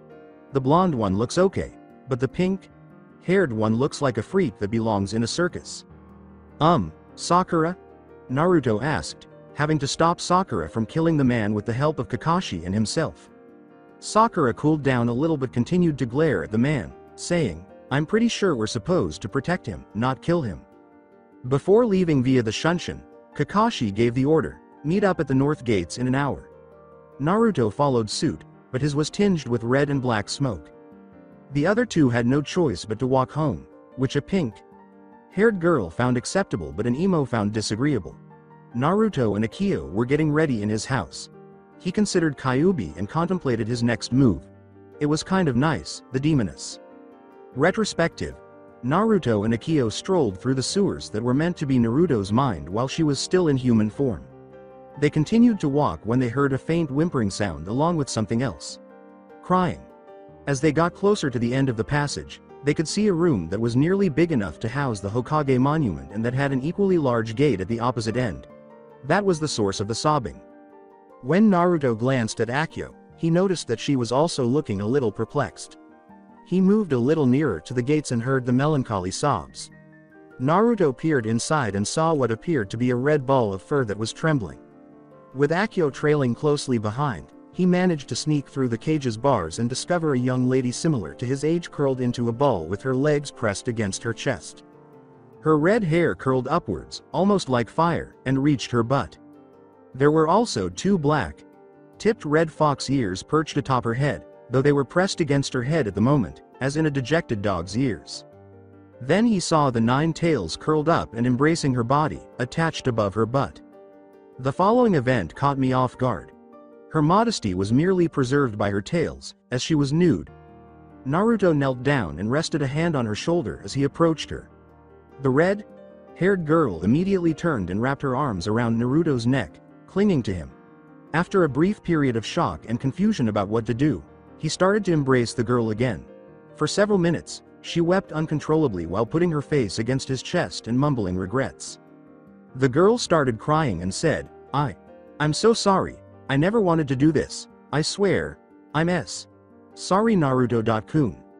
Naruto was perplexed. Was the Kyuubi this? It didn't really matter that the powerful Kyuubi no Yoku was a girl, he could deal with that. The Kyuubi was sobbing on his chest, apologizing and seemingly refusing to let go. That was not what he had anticipated. Why are you crying? And why are you apologizing to me? He asked, looking down at her. The girl, who he was pretty sure was Kyuubi by this point, turned her head away so she wouldn't have to look into his eyes. She hugged Naruto more tightly and broke down in tears again. I made your life horrible. It's my fault you're hated by the whole village. I'm sorry Naruto-kun, she said. She was prepared for anything. A scream, a blow, a glare, swearing. Anything from the boy who, because of her, had a miserable life. Rather than that, Naruto lifted her face and put a hand under her chin to gaze at her. He would agree that she was very beautiful. She closed her eyes, afraid he would be upset with her if she saw his face. Naruto begged, "Please, look at me," in a gentle and comforting tone. She didn't for a brief while, but she did when Naruto began giving her cheek a tender rub. She opened her eyes slowly, revealing slitted pupils and blood-red eyes. Her eyes widened at the sight of Naruto's deep blue eyes and his kind, comforting smile. She was shocked to see that he wasn't even upset. Why don't you hate me? It's because of me that you're an orphan, Naruto-kun, she replied. Kyuubi nodded, pleased that Naruto had understood. Naruto shook his head and said, I don't blame you for that. Besides, you don't look evil to me. And I'm not sure why you attacked Konoha, but I'll let you tell me when you're ready. At that moment, she saw a girl with black fox ears and tail and platinum blonde hair. Akio. Hi Auntie Kyuubi, Naruto's gaze expanded. The Kyuubi was now not just a lovely and attractive fox girl, but also an aunt. Holy crap! Naruto pondered, and as quickly as he had discovered Kyuubi in his arms, he had discovered her in Akio's arms, both of them squealing with joy. Upon witnessing two attractive girls embrace and leap, Naruto had to suppress his amusement. Not to mention that one of them was completely nude, and the other girl was still wearing extremely tight clothing, but he could see her curves and large, albeit not enormous, breasts now that she wasn't crying and curled into a ball. He averted his gaze and tried to come up with something else. Well, what's on my mind? Well, what about? Eat ramen. Ramen, ramen, ramen, ramen, he exclaimed, seemingly seeing bowls of ramen materialize before him. Sadly, he heard the squeals once more, which made him glance back at them before hastily turning his head away from Kyuubi's body. For some reason, he had this mental image of a naked Kyuubi with ramen broth dripping down her. He could already see the broth spilling over her from a bowl that was floating above her, covering her face, neck, erect nipples, and all the way down to her luscious womanly. Stop, Naruto. Don't give that any thought. I'm starting to become Kakashi. Sensei, which is bad? How should I proceed? How should I proceed? Action I take. Kyuubi asked, looking a little concerned over her container. Naruto-kun? Are you alright? Just a little hungry. Where are we anyway? Naruto said, nodding his head rapidly. Kyuubi shrugged, but she continued to gaze at him with some concern. I think it's your mind. You never changed it, that's why it's like this, Naruto said, nodding and focusing. A tiny wind soon began to blow through his hair, and when he opened his eyes, a massive lake was in front of him. It was surrounded by magnificent forests, and close to the pond were several red rosebushes. In addition to the fact that it was nighttime, there were no clouds in the sky and a full moon that was reflecting off the lake's surface. The place was so beautiful that Kyuubi and Akio gasped. When it came to using his imagination, Naruto was quite skilled. Is that a pun? Kyuubi turned to face Naruto, clearly in awe. Feeling embarrassed, Naruto scratched the back of his head and exclaimed, It's beautiful, Naruto-kun. Yeah, I guess it is. It's actually the first thing that popped into my head. Finalize flashback. Naruto became aware that he was being followed as he made his way to the gates. He turned his head slightly to the left, but there was no one there. Grinning, he sniffed the air. Buns with cinnamon. Hinata, he pondered. He continued to walk for a little while longer before vanishing into a dark blur. Hinata searched all around but was unable to locate him. Someone murmured behind her, Hinata. She sprang and turned to see her own lavender orbs being stared at by blue eyes. It seemed that Naruto also became immobile and stopped breathing at that moment. It dawned on him then, Hinata, breath. Please, unless you want me to. I'll have to do a mouth.to. Mouth maneuver, exclaimed Bonk. In an instant, Naruto discovered Hinata's small and fragile body inside his chest. Grinning, he took her hand in bridal fashion. Hinata moved closer to Naruto's chest as soon as he held her in his arms, allowing her to inhale his aroma. With a laugh, Naruto launched himself onto the roof, landing near Kurenai's team's regular practice area. Where's Kurenai? Sensei? Inquired Naruto as Kiba and Shino concluded their spar. Kiba exclaimed, Get away from her, Baka. He was going to give Naruto a punch, but Naruto ducked as Akio shot out of his head to bite Kiba in the nose. He let out a cry, but Akio covered her mouth with her paws and sealed it shut. There is no need for you to start being loud, Kiba-san. You might wake up Hinata-chan, and I don't think Naruto-sama would want you disturbing his future mate. Akio said. Did you bark? Even though Akio landed on all fours with grace before growling at him, Kiba just growled and spat her out of his mouth. In dog language, I don't give a fuck if foxes and dogs understand each other or not. This is my fanfic. Kiba exclaimed. Beat it. This is alpha business, pup. Akio practically howled at the boy, saying, agreed, now. Get the fuck out of here and go find a better mate, cuz Hinata-chan will never be your mate. Kiba, whose cheeks were red with rage, turned to face Naruto and exclaimed, Naruto, get you bitch and get the hell away from my mate.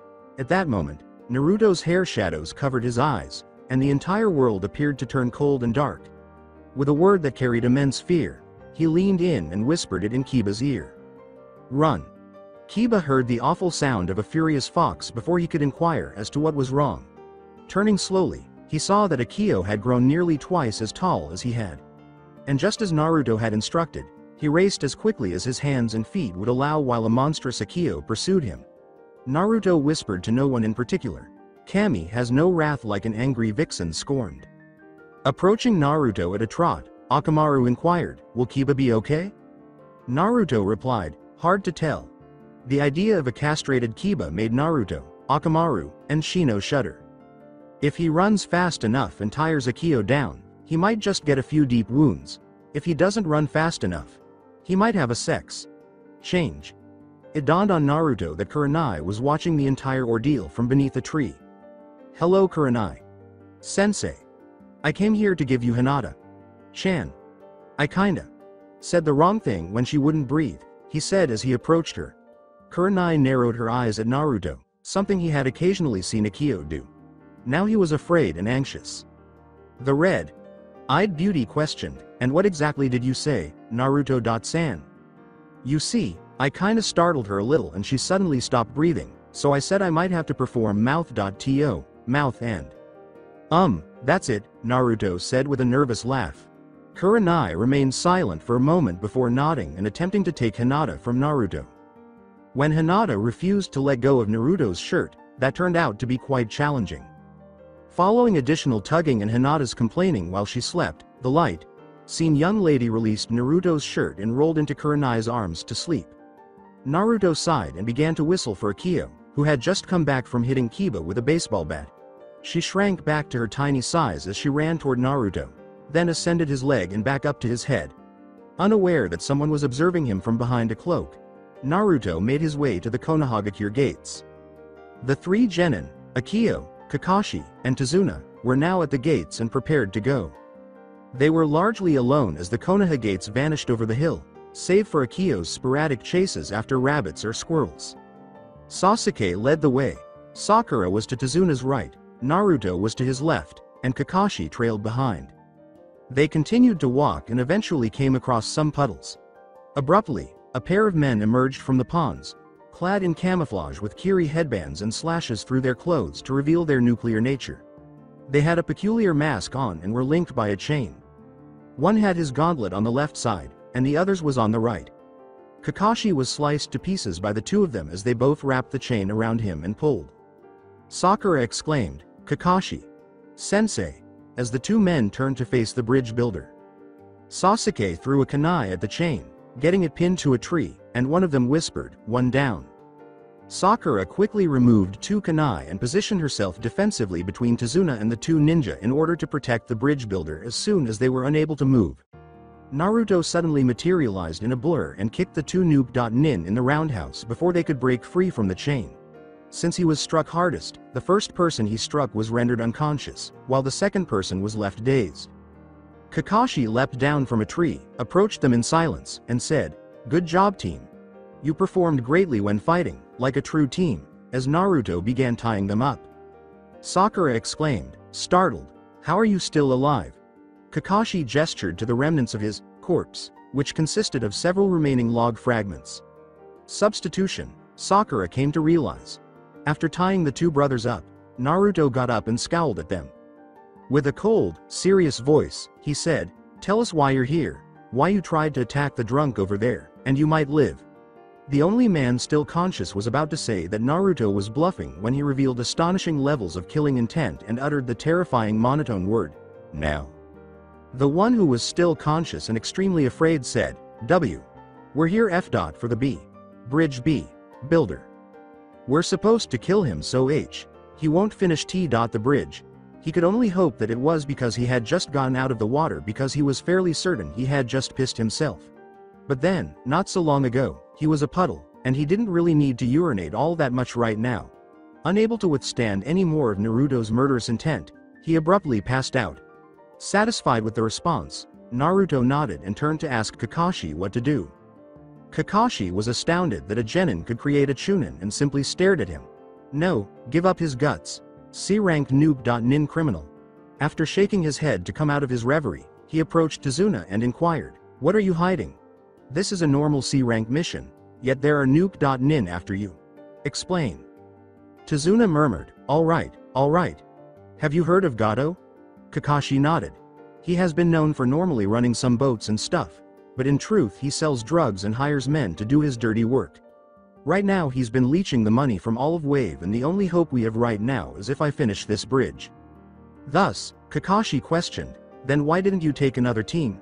This mission is probably a B, maybe low A rank, and we were meant to finish a C rank. You could have hired someone who is stronger." "Isn't it obvious?" everyone asked as they turned to face Naruto, who was staring at the tide. Up Nuke.Nin with his arms crossed. This Gato man must have sucked Wave dry, leaving them very poor. Tazuna was only able to afford a C-rank mission and got us. "But it's okay, it's not your fault. If you go now, I will probably just die, and my little grandson will probably cry for days, while my daughter will forever hate Konohagakure. But still, it's not your fault," Tazuna replied. Everybody's perspiration stopped. Kakashi let out a sigh. He must be hated by Kami. He turned to face the three genin and said, "Okay, just let me check with my team. What do you guys think we should do? Go back, or should we continue?" Even so, Naruto did not hesitate. "Yeah, let's go. But Gato's head is mine." Nodding, Sasuke said, "All right, I agree with the Dobi." After a moment of hesitation, Sakura nodded and said, "Okay, let's kick some butt." Satisfied with his students' choices, Kakashi nodded. "Okay, we will go to Wave and protect you.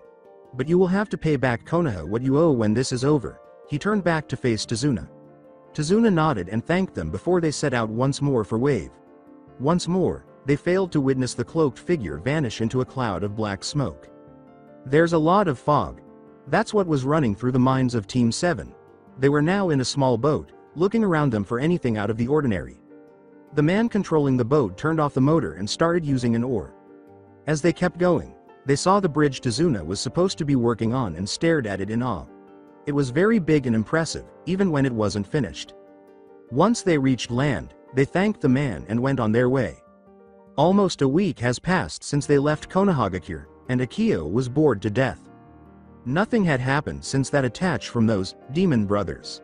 If those jackasses were real demons, they would be the biggest disgrace to all true demons. Meanwhile, Team 7 and Tazuna were walking through the misty area.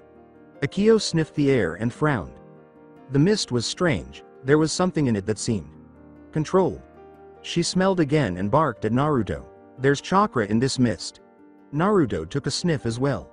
Yep, there was chakra all right. Then he heard something, and whatever it was heading towards them. Apparently, so did his sensei. "Everyone get down!" Kakashi shouted, bringing Sasuke and Tazuna down. Sakura, however, froze when she saw a giant piece of metal spinning towards her. Just as it was about to slice her head off, there was a loud clang as another, much thinner blade appeared in front of her. The second blade twisted, making the larger piece of metal go flying into the trunk of a tree. Sakura blinked and realized that Naruto was beside her, his katana out and right in front of her. He smiled at her and cheerfully said, "Hi." Sakura could only blush at how Naruto was so close to her, letting his breath reach her face. It sent chills down her spine, and it sure as hell wasn't that she was scared. Everyone looked up to the piece of metal, which turned out to be a giant cleaver. In an instant there was a man standing on the sword's handle. He had blue striped pants, no shirt, and had bandages covering his mouth and forehead. Around his black head of hair was a slanted headband with a slashed Kiri symbol on it. He looked at them and leaked out a lot of ki. The bridge builder and two of the genin were paralyzed by fear, while the third one, along with his partner, leaked out a bit of his own ki which countered that of the man's. Hitaki Kakashi, or would you prefer Sharingan no Kakashi? I've heard you've copied over 1,000 jutsu using that eye of yours. I'm quite impressed by that blonde one though. The boy can actually withstand my ki, and even counter it with his own. What's your name, Gaki? Said the bandaged man while jumping down and taking his sword with him. Uzumaki Naruto, and I believe you are Momochi Zabuza, the demon of the bloody mist, right? Naruto said, getting into a defensive position. The swordsman nodded and Kakashi took out a kunai. Naruto, protect the Tazuna and leave Zabuza to me. Hi. Naruto disappeared and now stood in front of Tazuna, Akio by his side after growing as tall as he was. Sasuke was the next to shake out of his shock and take a defensive position next to Tazuna, Sakura not far behind. Zabuza looked at them and said, just look at you, kids playing ninja. How unfortunate for you to die here and now. When he said this, Sasuke was about to charge, but Naruto said, Sasuke, stay put. He's trying to get you angry, and is succeeding, he mentally added. Zabuza turned his attention to Kakashi and said calmly, listen, how about I make this simpler for you? Give me the bridge builder so I can kill him and you live. Or you can fight me, die, then I kill the bridge builder, your choice. Naruto was the one to answer with a smile and a simple, thanks, but no thanks. Akio barking next to him to show her approval, though it sounded huge and scary now that she was a giant. The three genin were impressed when Kakashi and Zabuza started battling, even if they couldn't see much with the fog Zabuza summoned up using a jutsu. Kakashi was later forced to use his Sharingan he kept under the headband when things went south. This got Sasuke and Sakura shocked, and Naruto thought Kakashi was getting old if he was using the Sharingan now. Only once did Naruto have to intervene, and that was when Zabuza suddenly appeared inside the genin's defense. When he was about to cleave Tazuna in half, black spikes appeared out of the ground and impaled him in the stomach, chest, legs, and head, all appearing when Naruto ran through some hand seals and sending his fist into the ground while whispering, shadow style. Black spike death. The man suddenly burst into water, showing that it was actually a water clone. Akio suddenly lunged forward and chomped on something, which turned out to be Zabuza's blade. They struggled for a moment, Zabuza trying his best to keep the giant fox at bay as she tried to disarm him from his executioner's blade by pulling and jerking with her teeth and claws. With a great push, Zabuza finally got rid of the fox as it jumped back when he tried to slice her down the middle. He quickly blocked a strike from Kakashi and pushed the one-eyed Jonin into the water. Just when Kakashi was about to get up and keep fighting, he realized he was suddenly trapped inside one of Zabuza's jutsu as he was encased in a sphere of water. The downside was that Zabuza had to keep physical contact with the sphere so Kakashi didn't get out, so Hugh made 3 water clones and sent them to kill the rest. Run. Take Tazuna and get out of here.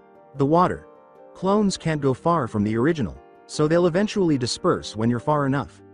Kakashi ordered. Naruto cocked his head to the side and mocked surprise. Kakashi. Sensei, I feel hurt. I think you forgot something you taught us all. Those who abandon orders are trash, but those who abandon their teammates are worse than trash.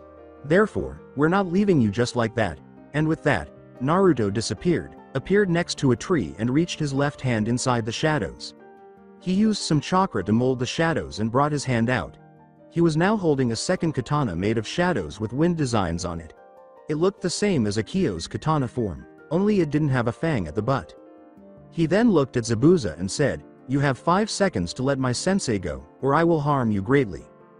The way he said, greatly, made a chill go up everyone's spine. When Zabuza didn't respond, Naruto got into a stance with Merciless in his right arm, leaning on his neck, and the shadow katana by his right hip.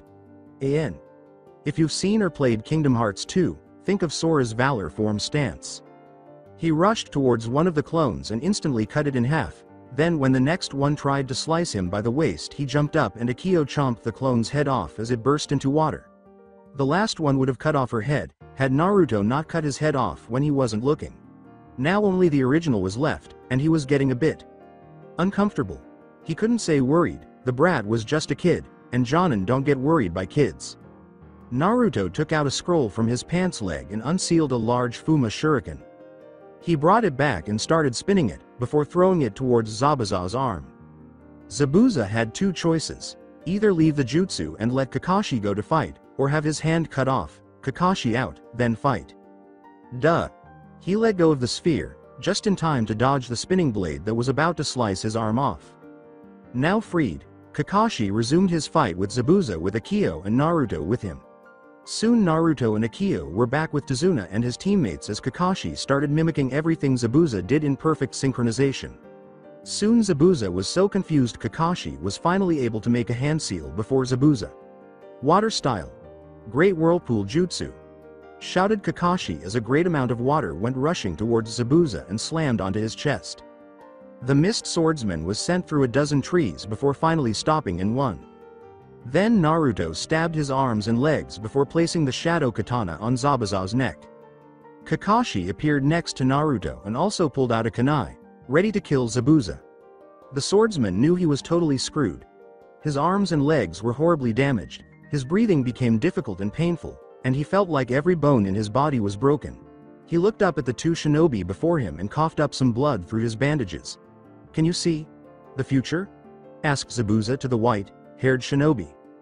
Kakashi nodded and said, "Yes, I can. And your future, Momochi Zabuza, is death." Just as Kakashi was about to slice Zabuza's neck, two senbon needles pierced Zabuza's neck. The mist nin's eyes widened before they rolled to the back of his head and his body went limp. Another ninja with a strange mask, a green battle kimono, and strange brown pants appeared next to Zabuza's body. Whoever it was hard to tell if it was male or female, since her hair was in a bun and two bangs on either side of her face. "Thank you, I have been after Momochi for weeks now. You have just made my job easier," said the ninja. Naruto nodded and said, "It's a pleasure, but are you sure he's dead?" The masked ninja nodded and slung one of Zabuza's arms over her neck while taking the giant blade on the other. Wouldn't it be easier to just cut the head off and burn the body?" Naruto asked, genuinely confused. Before he could ask anything else, the nin was already gone, so he just shrugged it off. "Well," Kakashi said, his voice slightly slurring, "we'll have to go on now. And I think I'm falling." And true to his word, he fell forward and was about to have his head in the mud, but Naruto caught him and slung him over Akio after covering his left eye with his headband. He and Akio walked over to Tazuna, oblivious to the glare he was getting from the Uchiha. "Why does the dead last have to be as powerful as he is now? He doesn't deserve any of this power, it belongs to me, an Uchiha elite. I'll find out how you got this strong sooner or later, just you wait, Dobi." Meanwhile, Sakura was thinking something along the lines of, "I can't believe Naruto-kun is this strong. Wait. Naruto-kun? Why am I thinking like that? I like Sasuke-kun. Right? Bah, of course we don't. Naruto-kun will protect us till the end. We have to have him soon, before anyone else can," screamed Inner Sakura inside the Pinkette's head. She shook her head, trying to shut the voice of her inner self, and asked, Tazuna-san. We might need a place to stay since Kakashi-sensei will need time to recover. Is it okay if we stay at your home?" Tazuna nodded. "Of course. Follow me." Meanwhile, somewhere else, a certain masked nin had some tools sprawled out in front of her. She looked at Zabuza's body and mumbled, "Well, better take out the senbon now." Just as she was about to take out the needles, Zabuza's hand shot up and caught the nin's wrist while he glared at her. "Ah, fuck Haku. You really like putting me in that death state, don't you?" asked the once dead mist nin. "Sorry Zabuza Sama, but it was the only way to take you out of there. Besides, it was either that, or I had to cut off your head. And if you don't realize it, you need your head to live and think." "Pa. Just hurry up to the base, we need to get ready as soon as possible. And take that damn mask off. It creeps me out. How much time till I get better?" "About a week, maybe less if I get a few herbs so you can heal faster," said the young girl as she took off the mask, showing a pale and beautiful face. She picked up Zabuza once again and went on her way to their home. After some walking, Team 7 arrived at Tazuna's house with Kakashi still very tired from chakra exhaustion. As they got closer to the door, Tazuna was greeted by his daughter Tsunami. She ran up to him and enveloped him in a tight hug that was almost enough to crush his old bones. Naruto and Sakura smiled while Sasuke just kept brooding. "Dad, I'm glad you're home." She then turns to the genin and says, "You must be the ones to protect my father. Thank you." She then bows to them and Naruto said, There's no need for you to bow, we're just here to do our job. And we might need a place to put him in." He finished by jerking a thumb at Kakashi, who was still barely able to move, much less stay awake. Tsunami guided him to a room upstairs and told Naruto Kakashi could stay there. Naruto thanked her and placed Kakashi right there in a futon so he could rest. After exiting the room, he went to another where he and his teammates would be staying in. He was thinking on how his days were going.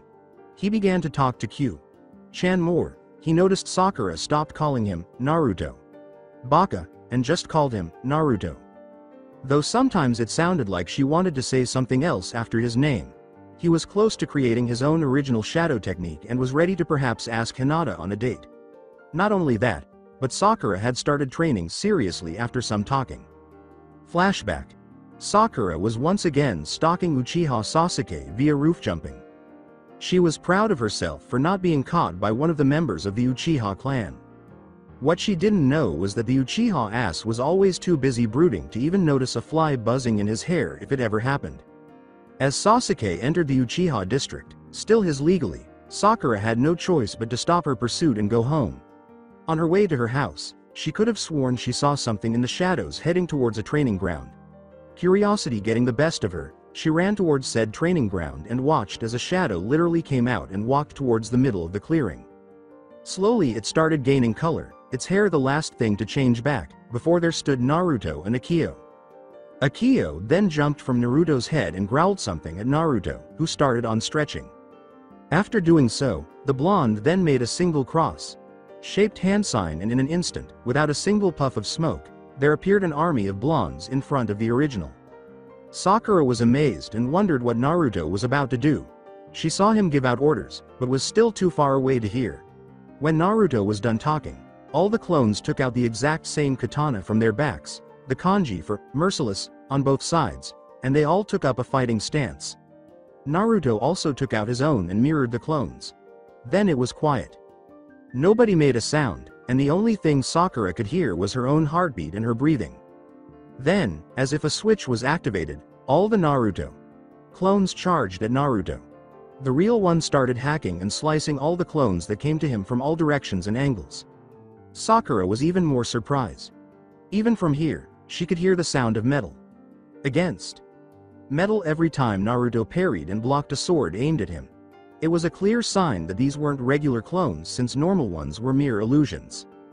They had no scent, they made no sound, and they always needed a person to control them.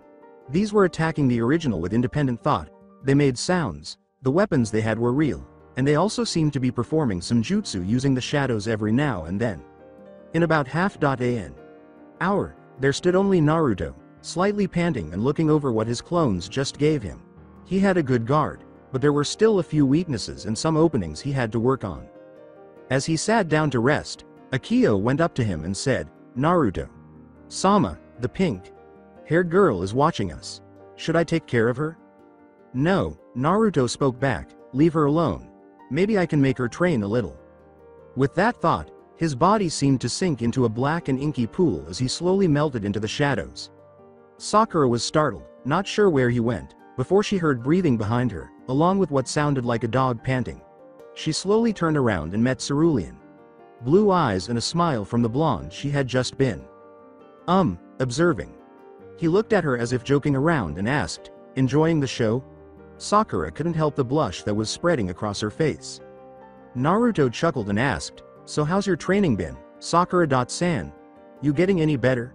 Sakura opened her mouth to reply, but nothing came out, mainly because there was nothing to say. She suddenly forgot why she ever even became a kunoichi in the first place. She shook her head and looked at the ground in shame. "Sorry Naruto. I haven't really been training at all. And besides, all I do is ask Sasuke-kun for a date, but he ignores me completely." Naruto nodded and asked, Do you still want to be a kunoichi? Sakura nodded and said, yeah. I came this far, and I'm not backing out. Naruto nodded, seemingly happy with the girl's answer. He took out a small slip of paper and said, channel some of your chakra into this, then we can determine your chakra affinity. Doing so, the paper turned soggy and wet in an instant. She smiles, knowing what it meant. Looks like I have water. Cool, she exclaimed happily. Naruto nodded. Come on, let's start your training. Flashback end. Ever since then, Sakura had been working hard to become a strong kunoichi. She wasn't over her crush, but she was no longer obsessed with him either. Outside, the same cloaked figure was perched on a tree looking through a window to see the blonde boy his little sister has been speaking very highly of. A few strands of platinum blonde hair could be seen sticking out of his black hood. He chuckled lightly. I came here looking for my sister and I find her with a blonde ninja. What have you got here? Perhaps he really is a potential mate like you said. Nay. Chan. His amber and slitted eyes flashed for a second before he disappeared into the darkness of the inky shadows. After a while, Kakashi made his way downstairs, despite encountering some difficulties, and took a seat at the table. Sakura was reading a scroll Naruto gave her about some healing jutsu in secret while Sasuke was glumly sitting in the living room. Still in his room, Naruto was going over the Forbidden Scrolls jutsu. As he read the next one he was going to discover, he grinned. Great Dragon Claw. Fire Style. Creates a pure fire claw that encircles the user's arm, enhancing the majority of taijutsu and rendering the arm impervious to all fire attacks. Does not cause harm to the user and functions as a shield to neutralize wind and fire jutsu. Ninjutsu of rank A. Interesting, thought Naruto. He did his best to read aloud as little as possible because he didn't need duck.ass to understand a word he was saying.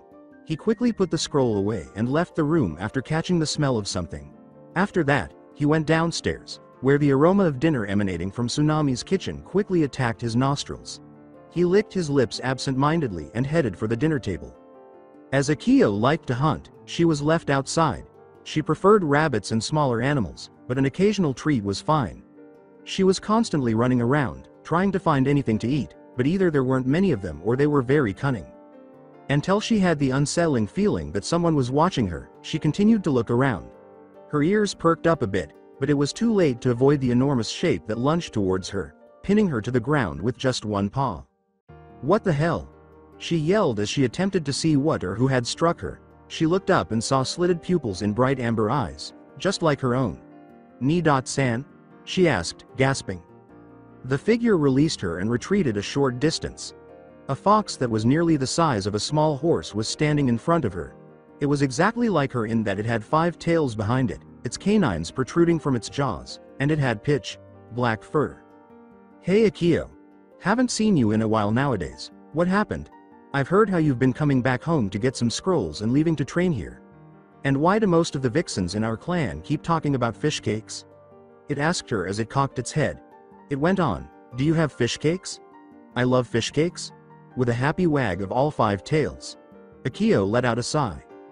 Despite being older, he frequently behaved like a child. With a composed voice, Akio remarked, I guess you could say I found some. One to be exact. His name is Naruto. Naruto? Sis, I know you're weird and all, but it's not right to name your food. Akio complained to the now named Shishi, beast. Just leave me alone. Black flames engulfed the other black fox, and then a figure rose up, revealing a young man wearing a cloak that obscured most of his face. He removed it and revealed himself to be a fairly handsome 15-year-old with platinum blonde hair that was almost, if not more, spiky than Naruto's. He was actually a good 1,000 years older than Akio, but he kept it a secret. He sighed and replied, I've seen that Uzumaki kid already, and he seems okay. So I guess I won't burn him alive. However, if he does anything to you, he'll have a sex change before completely dying a slow and painful death. Understood? Just as he was finishing up, Akio appeared in human form and began to choke him. She yelled at him, her eyes flashing to indicate that she meant business. Don't you dare do anything to Naruto-kun.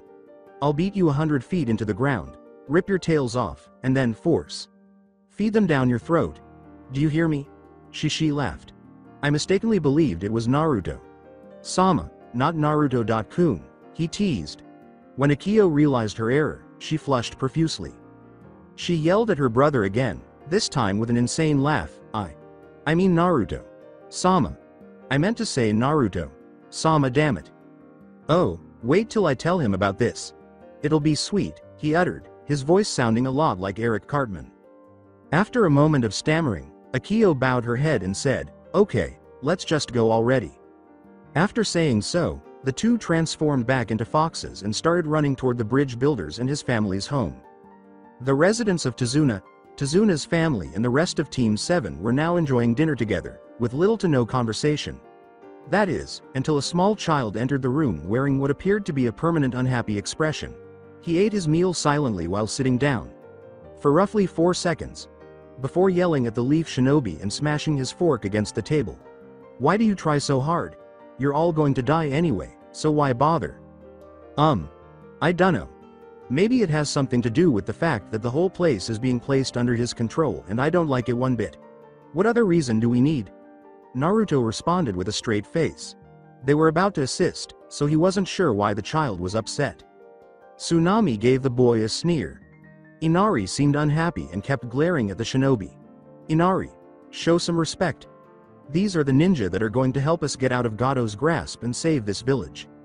Sasuke was glaring at the child. Sakura appeared perplexed. Naruto was also frowning, and Kakashi didn't appear to notice. You can't beat Gado. He's too strong. You might as well leave and go back to your cozy homes while we take care of our business. Inari replied. The young boy was next to receive a glare from Naruto. Kid, don't think for a second our lives are cozy, especially my life. You had a family, someone who loves you, someone who protects you. I had no one. You weren't scolded for being alive. I was. You didn't have the woman in the orphanage try to poison your food and have you killed multiple times. I was. The entire village didn't chase you and try to kill you in your birthdays. My village did. He suddenly stopped, breathed deeply, and then got up and made his way to the door.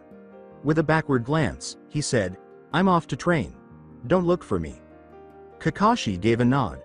All right, but be careful, Naruto. He then walked out, slamming the door shut and ignoring Akio, who was standing about 3 feet to his left. The larger fox beside her went unnoticed by him.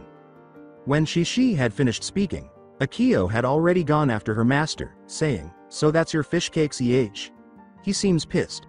Before his sister could disappear from view, he yelled, Oi! Wait for me, and took off after her. Naruto had returned to find a shocked group of people. The first to recover was Tsunami. Kakashi.san. What Naruto.san said, is it true? With a sigh, Kakashi combed through his hair. Actually, he gave you the sweet version. He left out a few things. The only good thing is that there are few that stay neutral towards him, and even fewer that actually care for him. His tone was serious and sorrowful. Being an Anbu captain, he had complained, was annoying if it meant he had to constantly chase after a bad blonde brat. But as soon as he did, things took a bad turn. Itachi not only evolved into a nuke.nin, but he also lost his ability to defend Naruto in the way he always did. Naruto was consequently largely by himself the majority of the time. However, Naruto's time spent by himself with Akio, the Black Fox, made him stronger. Later on, he would have to ask Naruto about it. None was like that Akio fox, after all. Meanwhile, Sasuke didn't really think the blonde boy was telling the truth. It's likely that he made it up to wow everyone in this room. As if anyone could bear that much suffering, PFFT. He may be a nobody, but that doesn't make him any less hated, he thought like the haughty brat that he is. Sakura, though, was taken aback. If she was still a fangirl, she would have normally said Naruto was lying. But she could see the agony in Naruto's eyes. She came to the realization that she had hurt Naruto in her own unique way. Even though he was in need of friendship the most, she refused to offer it to Hima, perhaps not to the same extent as the villagers. She looked sad because she was feeling awful. When Kakashi saw Sakura's dejected expression, he felt relieved that she was now focusing on Naruto rather than ignoring him as she had in the past. It was something he truly ought to thank Naruto for. He glanced at Sasuke, whose expression remained unchanged. It was not what he had wanted to see. The other people at the table were still in disbelief that an entire village would treat a little child in such a manner. With tears in his eyes, Inari left the table and announced that he would be going to his room. The hut of Zabuza. Under some covers, Zabuza was recuperating in his bed while taking in a midget's yell. "I can't believe this," said the short man. "You're supposed to be the demon of the mist, yet a Jonin and a bunch of brats were able to take you on. Why am I even bothering to pay you?" Zabuza sighed and rolled his eyes as the midget ranting. He could return to his village and kill the damn Mizukage once he was finally paid. Though it appeared to irritate Gato, Zabuza growled, "Shut your trap already. I'll get them next time I see them." Gato threatened to teach him a lesson by reaching for Zabuza's bandages, but Haku broke his wrist, stopping him in his tracks. "You better, or I won't pay you at all." His two bodyguards were about to chop Haku to pieces when the midget gave a painful scream and retreated, only to find their own blades clamped around their necks. With all the menace in her voice, Haku yelled, "Get your sorry excuses for hands off of Zabuza Sama, or I will personally castrate you." Gato gave Haku and Zabuza a stern look before leading his henchmen out and declaring, "Let's go, we're done here." After the midget left, Zabuza moved a little under the covers to reveal he was holding a kunai and turned to face Haku as best he could in his bed. "That was unnecessary, Haku. I could have taken care of him myself." She stood up, put on a pink kimono, and removed all of her ninja armor, saying, "I know Zabuza Sama, but you need to heal or you will only make the wounds worse." She departed after saying she needed some herbs. In the forest, Naruto was not pleased, mostly at himself for telling the child those things. He wasn't sure why he became enraged, but all he wanted to do was yell that Konoha wasn't being cozy with him.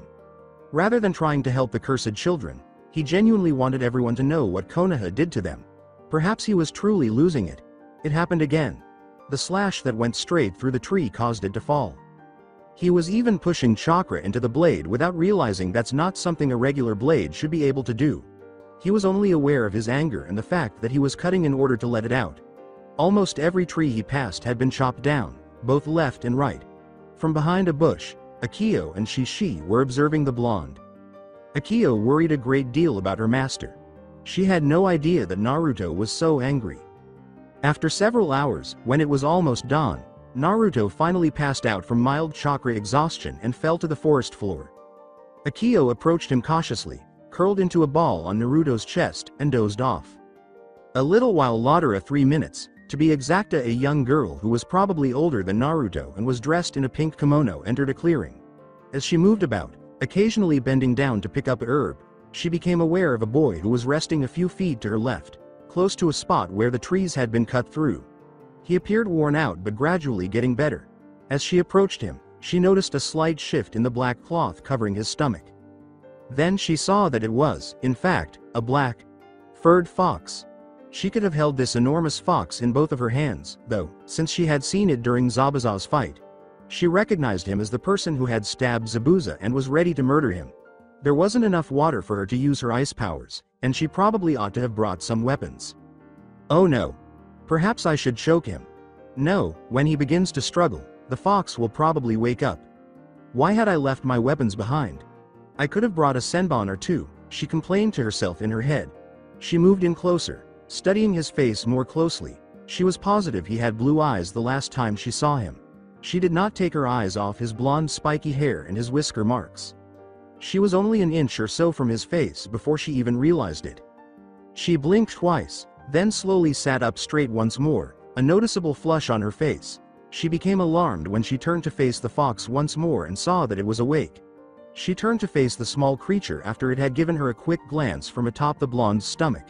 She cocked her head to the opposite side from how it was cocked. Then the fox changed into a strange black material and emerged as a naked girl with platinum hair who was straddling the waist of the blonde boy. She was a hybrid fox with black tail and fox ears. Haku gave her a 4-second look before she passed out. When Akio saw the girl on her back with a trail of blood coming from her nose, she burst out laughing.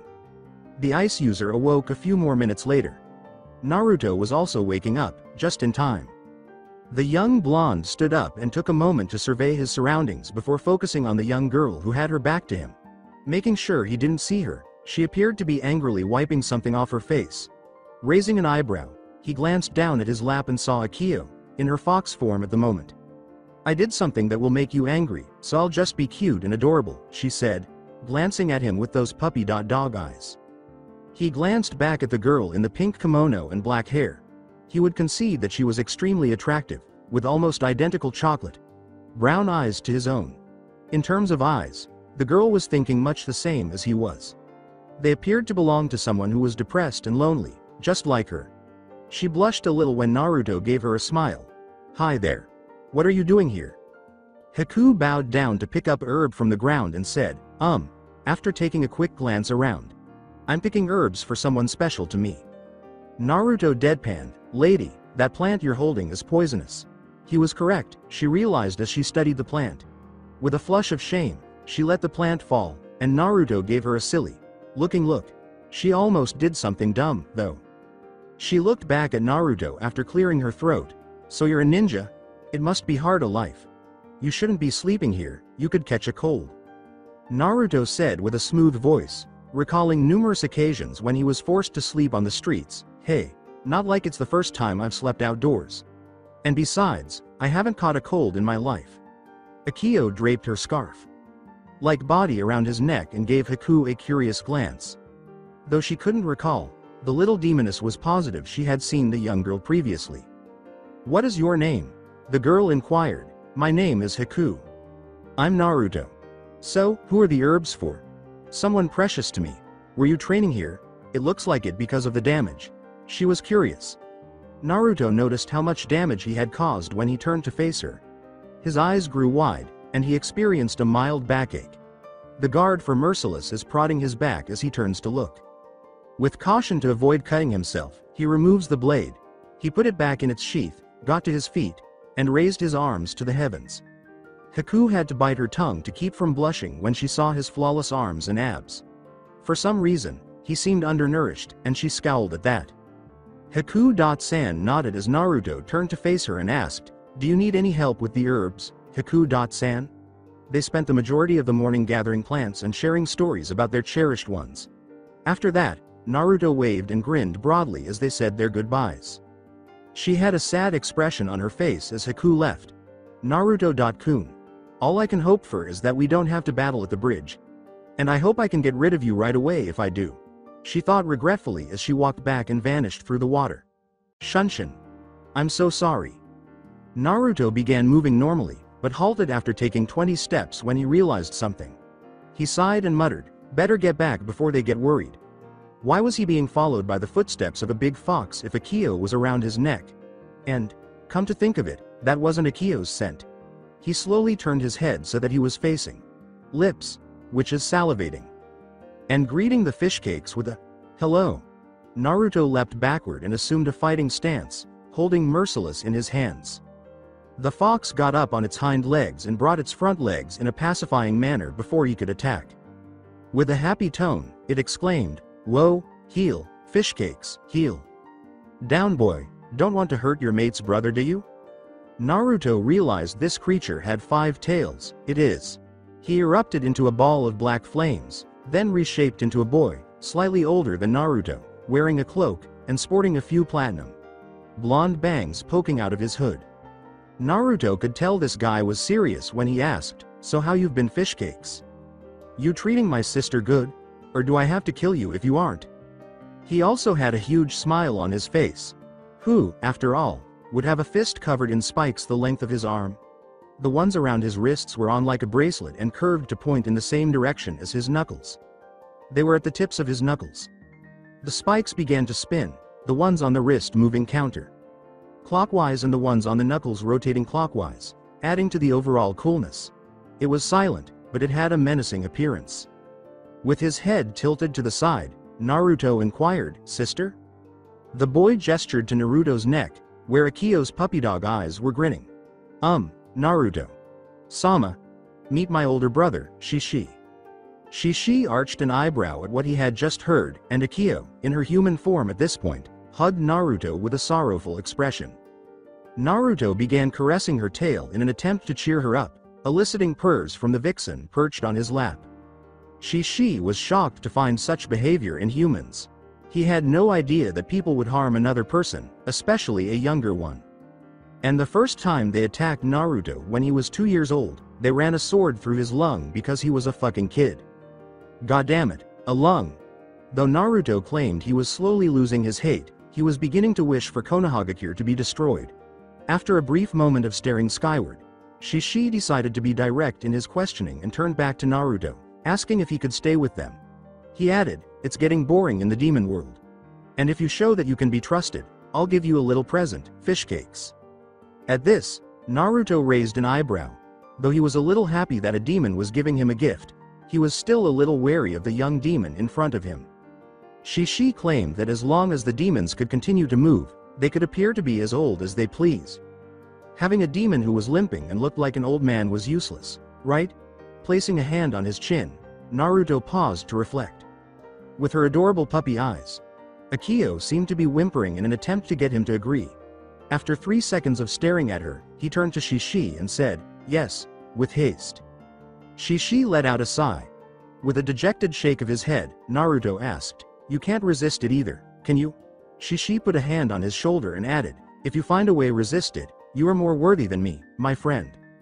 He then transformed into a fox with a single tail and moved to walk beside Naruto, who was wearing Akio's fox form as a scarf around his neck. The house of Tazuna. Naruto pondered what had become of the Haku girl as he approached Tazuna's home. She had a familiar voice, and that was all he knew about her. He couldn't quite put his finger on it, but he was positive he heard it somewhere. With a shrug, he went inside the house and discovered that Tsunami and Sakura were alone. Tsunami was clearing the kitchen while Sakura read her healing scroll in silence. The girl with the pink hair was asked by Naruto, "Where's Kakashi?" "Sensei?" Naruto nodded, pleased that she was making progress in her training. As she said, "They went to the bridge to protect Tazuna while I stayed here learning this new jutsu. I already have 3 of the 7 you gave me done, so there's not much left." One night, he came across an ancient healing jutsu scroll, which he cleaned up and rewrote on a fresh blank scroll before giving it to Sakura so she could read it. When Sakura turned to look at Naruto's left leg, she saw a large fox standing there with its tail wagging. Though it was large enough to reach Naruto's waist, it was pitch black, just like Akio, and surprisingly, it also had Akio's amber yellow eyes. She wasn't sure why, but she had the unsettling impression that the fox was examining her with its eyes. She felt a shiver go up her spine, but not because she was disgusted. Naruto saw her staring at his new friend before she could say anything more.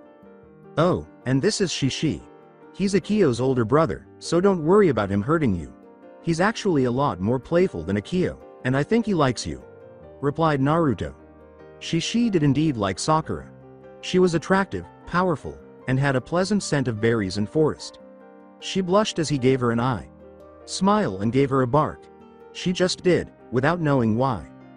"Don't worry, Kakashi. Sensei and Sasuke should be returning soon," she said, turning to face Naruto. Under his breath, Naruto muttered, "But I wasn't."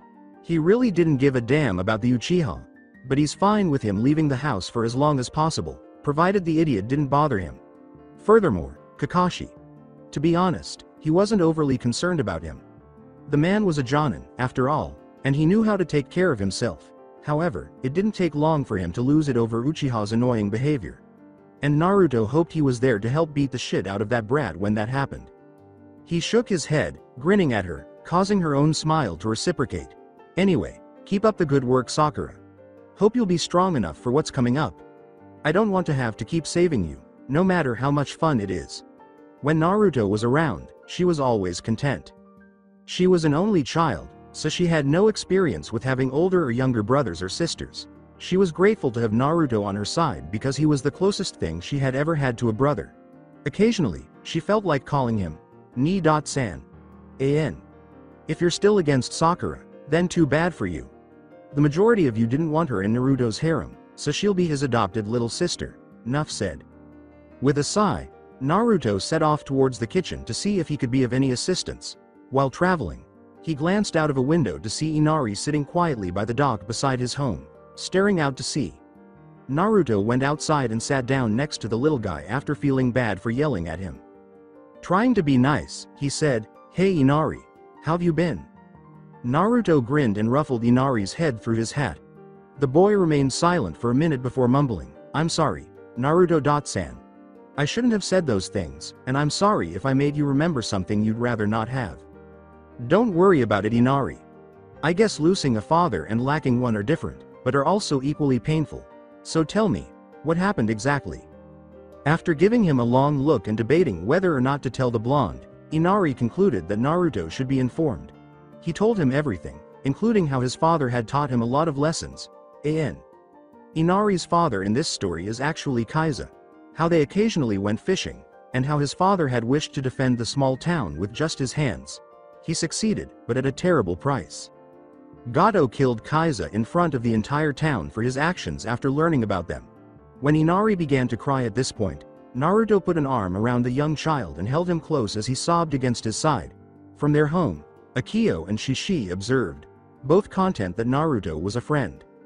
After gathering himself, Inari concluded that, following his father's passing, he was no longer a believer in heroes. Silently, Naruto vowed to kill Gato as soon as possible. Following that, Naruto started talking to him about his own life because Inari had become more open with him.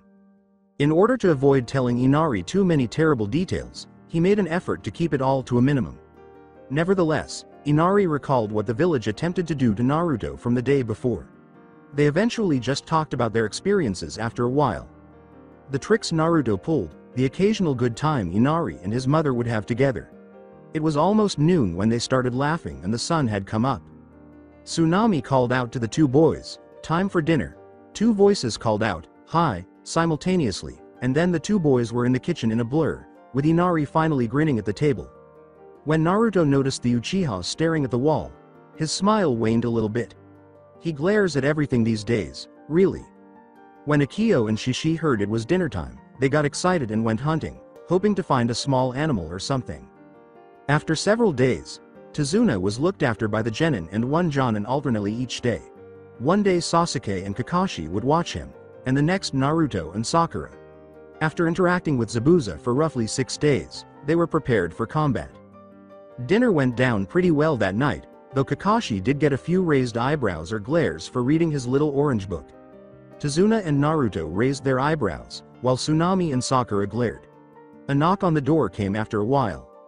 As Tsunami stood up to retrieve it, she wondered, "I wonder who would it be?" Naruto heard the sound of a sword emerging from its scabbard just as it opened slightly. He substituted himself and Tsunami with a single hand gesture in the same instant that a sword pierced the door and entered the blonde's stomach. After being taken aback when Tsunami took Naruto's place, Kakashi took action upon hearing the sound of a blade severing flesh. The man behind the door smiled as he took the sword out of the door, cleaned it, and put it back in its sheath. Naruto hit the ground, clutching his stomach as blood pooled out of the wound. He was in a panic when he discovered, behind the door, beside the blonde he had just stabbed, a man with white hair, almost all of his face concealed by a headband and mask. Kakashi pulled out a kunai to attack, his eyes widening with rage. The man turned around and fled into the night, terrified to realize he was staring at the fabled Kakashi no Sharingan. Kakashi grabbed his kunai more firmly and went after the assailant.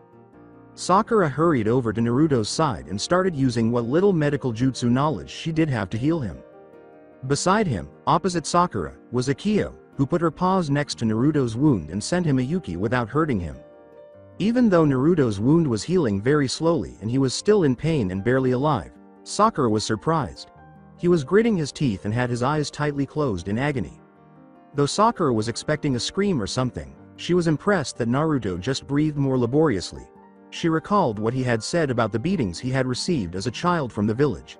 She was trying her hardest to heal the blonde boy, a dejected expression on her face. Shishi was a blur as he was already out the door, following the bandit who attacked someone he instantly thought of as a friend, while Sasuke went to follow Kakashi. The bandit was incredibly terrified. He was aware that the legendary Kakashi no Sharingan was unbeatable. A large black fox leapt over the scarecrow's head and attacked the man as he was running after the bandit, who was nearly within reach.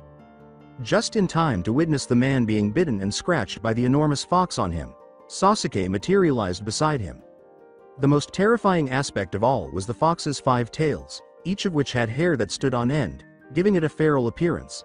The fox sliced the man's throat, killing him in a matter of seconds without even letting him scream. It brought back memories that Sasuke did not want to revisit, memories of the day his clan was slaughtered. Now, without even pausing, one of Naruto's pets was destroying a man. To exacerbate matters, the enormous fox started consuming the deceased man's corpse. In contrast, Shishi was content. Though he knew Naruto would be alright because he had two Damansa, one in his stomach and the other always close by, he was a little concerned about him. Not to worry, though, as Akio's healing abilities were comparable to those of the Kyuubi, and he was fed, what better fortune? When he started eating again, he became aware that someone was observing him. He glanced slightly to the left, seeing the scarecrow looking shocked and the Uchiha boy with a sick expression on his face. He smiled as the scarecrow continued to stare at him with wide eyes and the Uchiha passed out. Up until he spoke, terrifying the living daylights out of Kakashi. With a demonic tone, Shishi said to Kakashi, "You know, it's not nice to stare at someone when they're eating, ninjin. Now let me eat in peace." That's exactly what Kakashi did, passing out next to Sasuke. After finishing his meal, Shishi shook his head and moved over to where the two bodies lay. He started to return to the bridge builder's house after selecting both with one of his tails. When Naruto's torso was covered in bandages, Sakura and Akio both exhaled with relief. He was fine, but he would still need to take some time to rest. The last image he saw before going completely unconscious was Shishi in his enormous form, carrying Kakashi and Sasuke on his tail. He was having a hard time staying awake. Sakura nearly screamed as she watched Naruto's second fox slip through the door as Naruto lost consciousness. Everyone in the room, including her, had their mouths hanging open. Shishi put the brat and Kakashi on different couches, growled at them, and shrank back to his normal size. Even though they were still in shock, Naruto's groan caused them to thaw. When they turned to face the blonde again, he was still there and still in pain. Shishi approached Naruto, carefully wrapped his tail around him, and then slowly picked him up, putting him on his back. With Shishi's back now securely around him, Naruto was led upstairs to his overnight accommodation. After getting comfortable, Shishi left and headed back downstairs. Asking Akio, "Will he be okay, Nae-san?" he approached her. Shishi released a breath he wasn't aware he was holding as Akio sighed and said, "Yes, but it'll take some time for his wound to heal completely. Even Kyuubi Sama's chakra isn't fast enough, and if it weren't for the fact that me, Kyuubi Sama, and the Haruno girl were there to help him, he could have died. Naruto and Akio would have to go back to the demon world and would not be able to enjoy themselves if Naruto died. No exploration, no conflict, no binge eating. Nothing. And just to have someone to befriend, he would go straight up to the Shinigami, put his fist in the god's stomach, and take out Kyuubi's and Naruto's souls. Somewhere below the earth's crust, just as the creature was about to devour another of his souls, it sneezed, splattering snot all over the assassin's soul who had murdered numerous families out of fear. Then it carried on with his lunch, muttering, "Damn mortals complaining about death." A few minutes later, Kakashi was back in the real world. When he awoke, he was met with the sight of two large amber eyes laughing at him, followed by a large wet tongue licking his entire face. He retreated from the enormous fox like a small child facing a monster, swiftly pushing it out of his face. When Shishi led Sasuke up to the room they would be sharing with his team, Kakashi realized he was the only one left in the living room, sort of. Shishi laughed at Kakashi's terrified expression and whispered, "Don't worry, ninjin, I won't kill you. However, it will be better to talk about this in a much more private place." Then, Shishi wrapped Kakashi's tail around himself and the two vanished in a blaze of black flames. Akio sighed as she watched from where she was napping. "My only hope, brother, is that you won't break the poor man," she said to herself. "I don't want to tell Naruto Sama why his sensei has gone insane," and went back to sleep in silence. Along with Shishi and Kakashi, when Kakashi and Shishi emerged from the house, Kakashi was still on his behind, staring fearfully at Shishi. Then Shishi burst into a black blaze, nearly causing Kakashi to pass out once more. Where Shishi the fox had stood, there was smoke all of a sudden, and a big man was approaching him. It turned its head back, seemingly preparing to strike. The creature let out a sneeze. Shu, a boy of about 17, with platinum blonde hair similar to Ino's, took Shishi's place. He wore a big black cloak. These were the smaller details. The eyes that never change, the ears on top of his head, and the 5 tails that protruded from the bottom of his cloak were what truly attracted Kakashi's attention. With his middle and index fingers, he made the peace sign, grinned, and exclaimed, "Yo." Kakashi nodded as they sat on the ground in front of the house across from one another, his mind still processing what the demon had just told him. Now it all made sense. Because of his mastery over the shadows, Naruto was able to outrun every Anbu in the village and was hardly even out of breath. He also found it funny that Naruto could converse with foxes and dogs when he was hearing about how Akio first met Naruto. It was only known that the Inuzuka did that, and he was certain he had seen something similar somewhere, back when he was still in his teens. Shaking his head, he put that idea away for later. He turned to face the humorous demon, who was using his index finger to clean his teeth. "So you're not going to kill us, nor try to free the Kyuubi, correct?" he asked. "Yes, but if the Uchiha finds out about this and asks to have our power, he will suffer," Shishi said after nodding. "It doesn't matter if you're his roommate, brother, uncle, father's cousin's boyfriend, sister's husband, or even just his friend. He's going to experience excruciating pain. I detest the Uchiha clan and their motherfucking eyes, that's all. I will always and forever detest that eye. Because they have their silly Sharingan. They act as though they are all powerful and superior. Stupid, fucking teams." He closed his eyes and mumbled the last line. Once more shaking his head, Kakashi inquired, "How'd I know you're not making this all up?" "Don't worry, the only reason I would kill you is if you did something horrible to Naruto and Akio," Shishi said, giving him a slightly irritated look. "You won't bleed if you don't tell the Uchiha about this right now. Furthermore, all you have to do is tell your Hokage this. Not only that, but I'm telling you this so you can see the bratish boy you called an apprentice in action. He's going to die if he looks at my sister the wrong way. When Akio is in her fox form for an extended period of time, even she becomes restless. In her human form, she may also spend a lot of time cuddling with Naruto, which makes the Uchiha fall in love with her. Now, keep that Uchiha away from Naruto, and perhaps he won't ask the blonde fool for power." The poor Cyclops was sitting in front of Shishi, cowering in the fetal position with a cloud covering his head, and Shishi was glaring daggers at him. Kakashi quickly nodded, fearing for his life. "I should know from Rin that all demons are as terrifying as a raging kunoichi," Kami said. As Shishi took what appeared to be a piece of paper from his cloak, Kakashi pondered. When he slapped it across Kakashi's forehead, it vanished almost instantly, and the tiredness vanished as well. His eyes widened more than usual, and he felt far more awake than before. He was fairly certain that the hyper Naruto used to be like this. "This might help, since we were talking most of the night and it's almost dawn." Gazing up at the sky, Shishi spoke. It was indeed a deep purple sky with a few slashes of sunlight peeping over the horizon. "Make sure you get up for the sleep you missed at the end of the day. This will only be effective up until you fall asleep, and you will sleep for a lot longer than normal. Now keep in mind, Hitaki. If you say anything to the Uchiha, you too will suffer beyond measure. Thank goodness Kyuubi Sama can't harm you, or else she would probably leave you permanently disabled." With a swift nod, Kakashi understood what Shishi had just said. "Hey, Shishi-san. Did you just say, is it true that the Kyuubi is a girl?" inquired the perplexed Jonin. Shishi blinked several times, then let out a sigh. "Goddamn sexist people. We'll discuss that later because we have more worthwhile topics to discuss right now." With a smile that resembled Naruto's, Shishi inquired, "What do you know about that Sakura girl?" When Naruto awoke in his futon in the room's corner, it was almost noon. The sun blinked on his face as it streamed in through the window. He let out a moan, about to avert his eyes and carry on napping, when he heard a door slam and a female scream. Akio, who had been sleeping next to him, was also awakened by this because they had been attacked multiple times and had quickly become alert. With a quick glance to his side, he discovered Merciless there. Grabbing it, he ran downstairs. He came downstairs to find Tsunami being dragged out of the house by two thugs while she was bound by her wrists. "Let go of my mom," exclaimed Inari, who was standing across the room, before lunging toward them.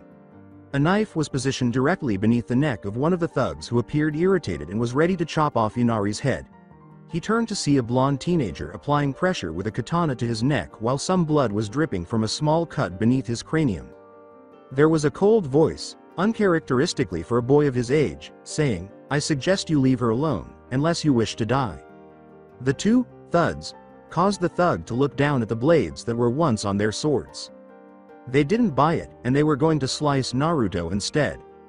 The only weapons they had in their hands were the hilts, and Naruto's blade appeared to be glowing a pale blue. The person clinging to Tsunami reached for a pocket knife, only to discover a black spike diagonally exiting his right shoulder and passing through his lower left ribs. The spike withdrew from the thug, sagged in his body, and became a Kyo again. This was the perfect opportunity for the thug in front of Naruto to get away, but he was stopped when he turned around and saw Inari's bow and arrow. A sharp pain shot through the back of his neck, and everything went dark. After giving the thug a quick glance, Naruto started tying him up with some ninja wire. An. Is that the name of it? Then, with a hint of pride, turned to face Inari. Not too bad, squirt. You risked your life to save your mother by rushing in to help. That is the action of a real hero. However, the next time, make sure you're armed and don't use your fists to defend yourself. Which brings me to. After a long time of digging through his pockets, Naruto pulled out a scroll and unfolded it. He produced a 1.5-foot long knife in a puff of smoke.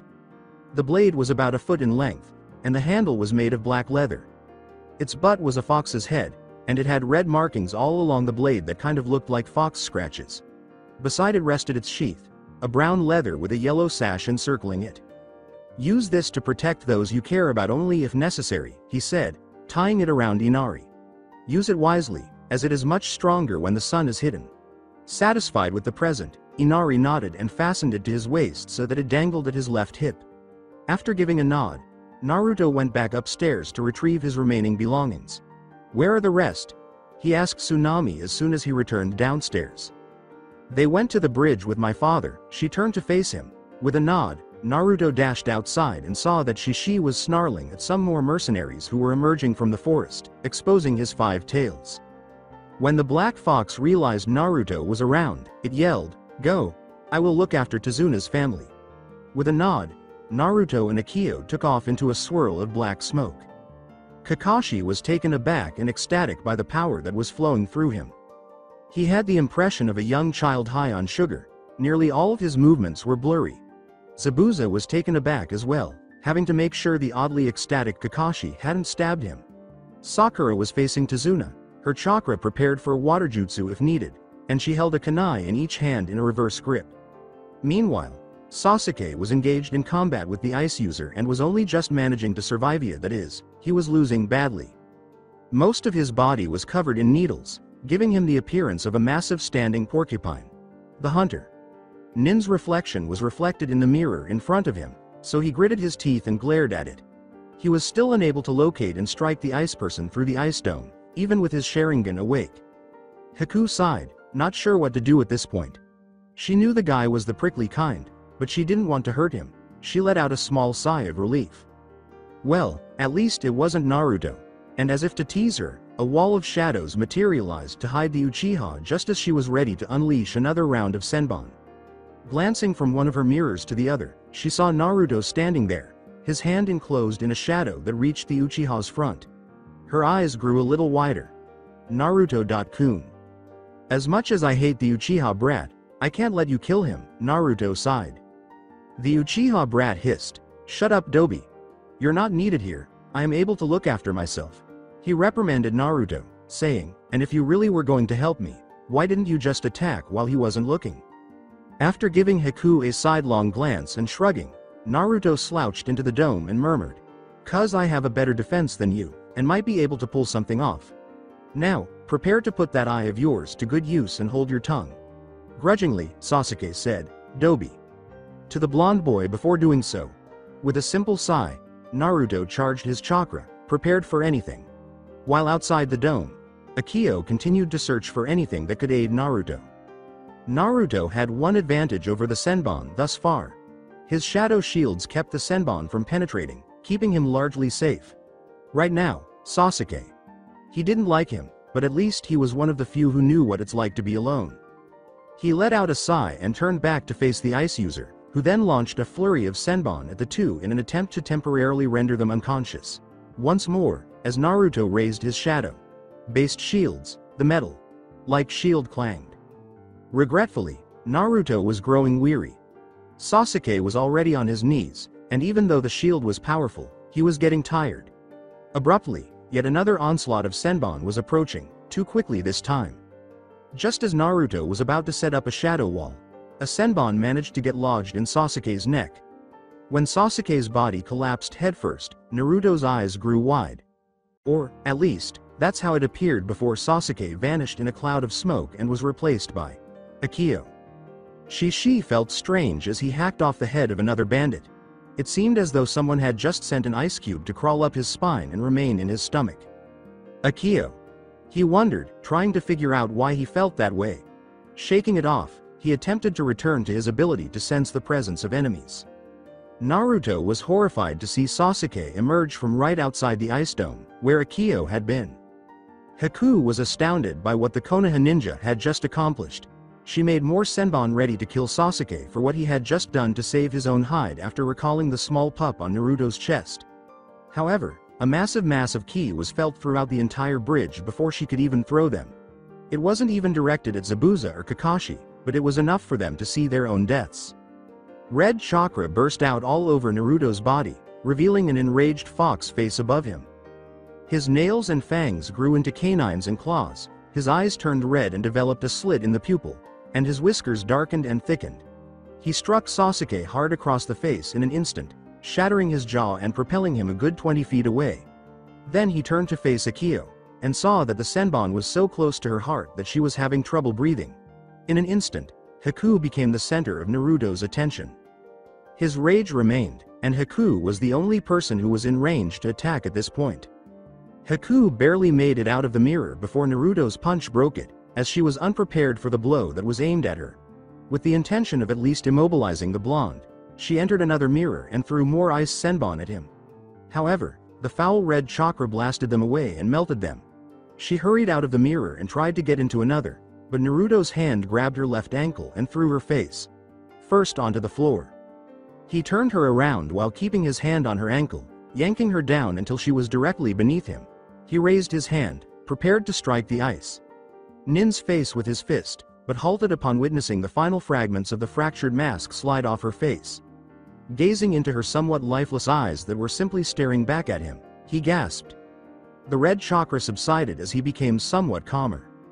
"You are the one. Haku-chan," in a whisper, Naruto spoke. Naruto.kun, I'm from a place where people despise all bloodlines. Now, the only person with a heightened bloodline is me. In my old village, my mother was one of the very few people who survived the bloodline cleansing. My parents had a long period of happiness, and I joined them shortly after to share in their bliss for a little while longer. But after that, I made a decision that I still regret. I used my bloodline abilities to make an orb of water float in my hand, not realizing it was a bad thing. I got a hard time from my mother, who told me not to do it ever again and to tell nobody about it. However, my father was present and saw me play with the water. He came to our house the following day with a big group of villagers and tied us up. I was the next to be killed in front of me by them, but I was able to save myself by using my ancestry. I killed them. Every single one of them. I've never wanted to kill again after that. And then I met Zabuza-sama, just when I felt like I had no meaning in life. When he was ready to exact his revenge, he wanted me to be his tool. And I'd had a purpose ever since. The intention of helping him. Naruto was holding Akio's still form in his arms as she related her story. Half surprised, Haku realized that she had transformed into her human form. Nevertheless, she hardly had any shadows or yuki to assist her in creating clothing, so all she had was a large black cloth that she wrapped around her petite frame. She was breathing heavily, but it was difficult to determine if she would survive. Fearing he might kill her by accident, Naruto dared not touch the senbon needle protruding from her heart. He appeared to be the one who had just passed away as he simply stared at the ground in front of him. His head suddenly jerked up and he looked to the left, where Zabuza and Kakashi were fighting. Haku turned too, and a multitude of birds chirped. Their eyes grew wide together. Haku's because she sensed a powerful surge of chakra condensing, and Naruto's because he instantly recognized the sound. Haku entered one of the mirrors before Naruto could even utter the words. "Shit," he muttered. "Sorry Naruto.kun, but I must save my only family." That's when Enar cursed Hapaneda after she was gone. Fuck. Putting Akio down gently, he vanished in a burst of red light, hoping to save Haku. That was it. Kakashi's nin. Dogs were now holding Zabuza down, and his Zanbato lay on the ground a short distance away. Slowly but surely, more and more chakra was being forced into Kakashi's palm as his Reikiri charge. The Reikiri is the only original jutsu I have. Momochi Zabuza, good.bye. It was a privilege to meet you. With Zabuza's heart as his target, the one-eyed Jonin charges towards the swordsman. Just as he is about to strike, an ice mirror materializes in front of Zabuza, and Haku shows up, prepared to deliver the kill for her mentor. The next thing anybody knows, Naruto suddenly materializes as a flash of red before taking the blow squarely. A trail of blood covers the Jonin's face and arm as his jutsu penetrates his pupil's left lung completely. Once, Naruto let out a painful scream, but it was short-lived as he tightly closed his mouth and growled. Zabuza was staring at Naruto as if he were the most bizarre thing on the planet. Haku had been acting strangely for the most of the morning, so that's why. She must have run into him in the forest. He thought to himself, I guess he can be trusted, and I won't have to kill him for saving the closest thing I have to a daughter. I suppose the blonde was still alive. Sadly, that's when they heard the voice of the person that everyone on the bridge wished they could choke. Zabuza, this is awful. Defeated by a lone Jonin and a bunch of kids, was the nonsense that was uttered by Gato. Said midget was located where Naruto had left Akio's slowly perishing forma at the end of the bridge. Gato leaned his cane close to her face, about an inch away. He smiled, looking down at the small girl, which greatly infuriated Naruto. I wish I could have had this girl as a whore, too bad she's dying, murmured the midget. Naruto's expression changed back to that of an angry animal as he said that. Oh well, I might find a good one for me in the village. Naruto's lips darkened and he smiled in an almost evil way as his hands clenched and unclenched. Gato exclaimed, kill them all. To the men. If someone had not complied with his command, he would have continued, but keep the women for entertainment. Moreover, the voice was sufficient to make nearly 1/3 of the thugs give up on themselves. It didn't help that our adorable blonde hero was the source of it either. The two words that came out of Naruto's mouth were, with pleasure. And then some red lines surrounded him, swinging and floating. Zabuza's Zanbato whirled around and flew up to his hand as he stepped on one side of it, holding it as if it were a feather. Naruto vanished in a flash of red, leaving behind streamers of red lines as he vanished in front of a bandit in a blur. The bandit attempted to stab him, but all he cut was air. He would repeatedly materialize in front of or next to a bandit, occasionally even emerging from the bridge or in midair, then vanish and continue onward until he eventually came upon a quivering Gato. A few of the bandits were momentarily taken aback when they saw that Naruto was holding a large blade that was covered in fresh blood. That is, until about 12 of the 100 bandits abruptly disintegrated and dropped to the ground. Slowly, Naruto approached the shitless businessman who was retreating further and further. Hey, probably should have let Tazuna finish the bridge. When the midget had nowhere else to go, Naruto let out a growl. PLZ, please, I'll give you anything you desire if you let me live. You will have everything you have ever wanted: a land, money, women. The tiny rodent made a valiant effort to survive. Anything you give me, I don't want it.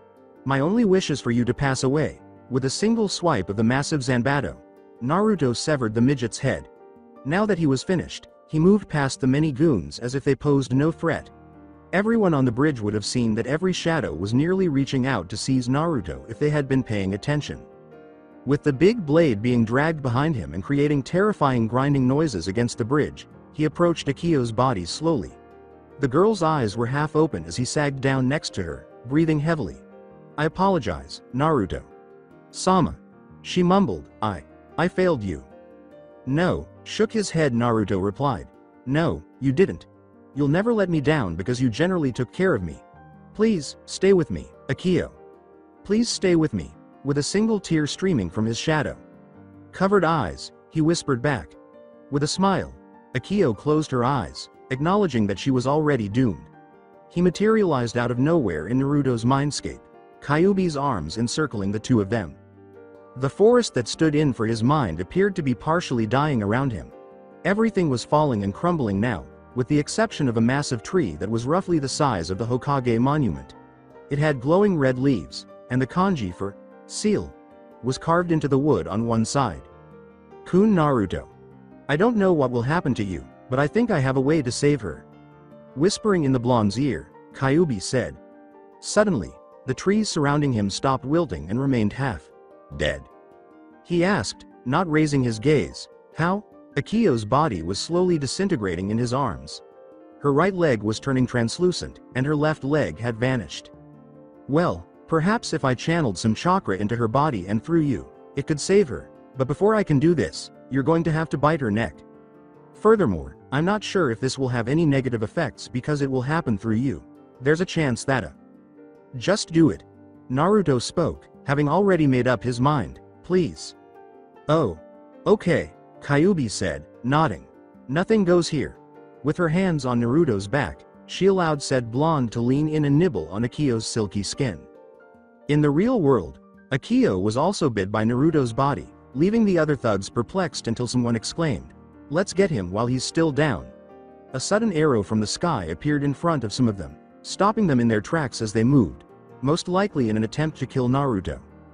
The entire village was positioned on the side of the bridge, closest to the two Nuke.Nin and the Konoha.Nin. They were all armed with pickaxes, shovels, and various other weapons. The thugs made a beeline for it, scared that they would not be seen again, much to the villagers' delight.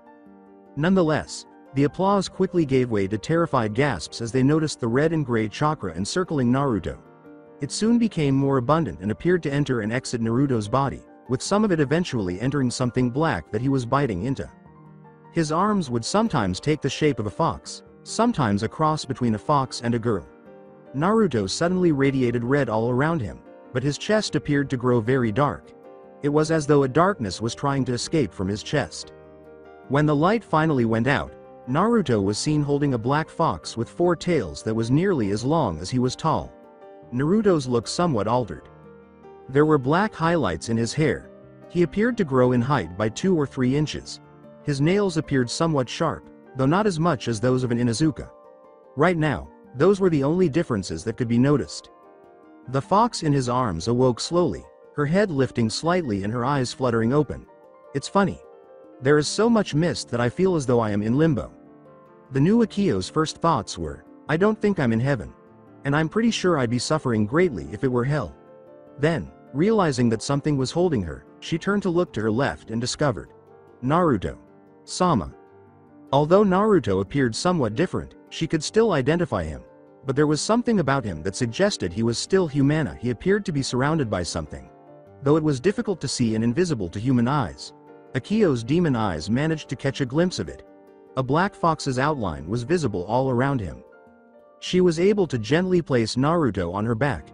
A few feet away, she glanced at the unconscious form of the Uchiha.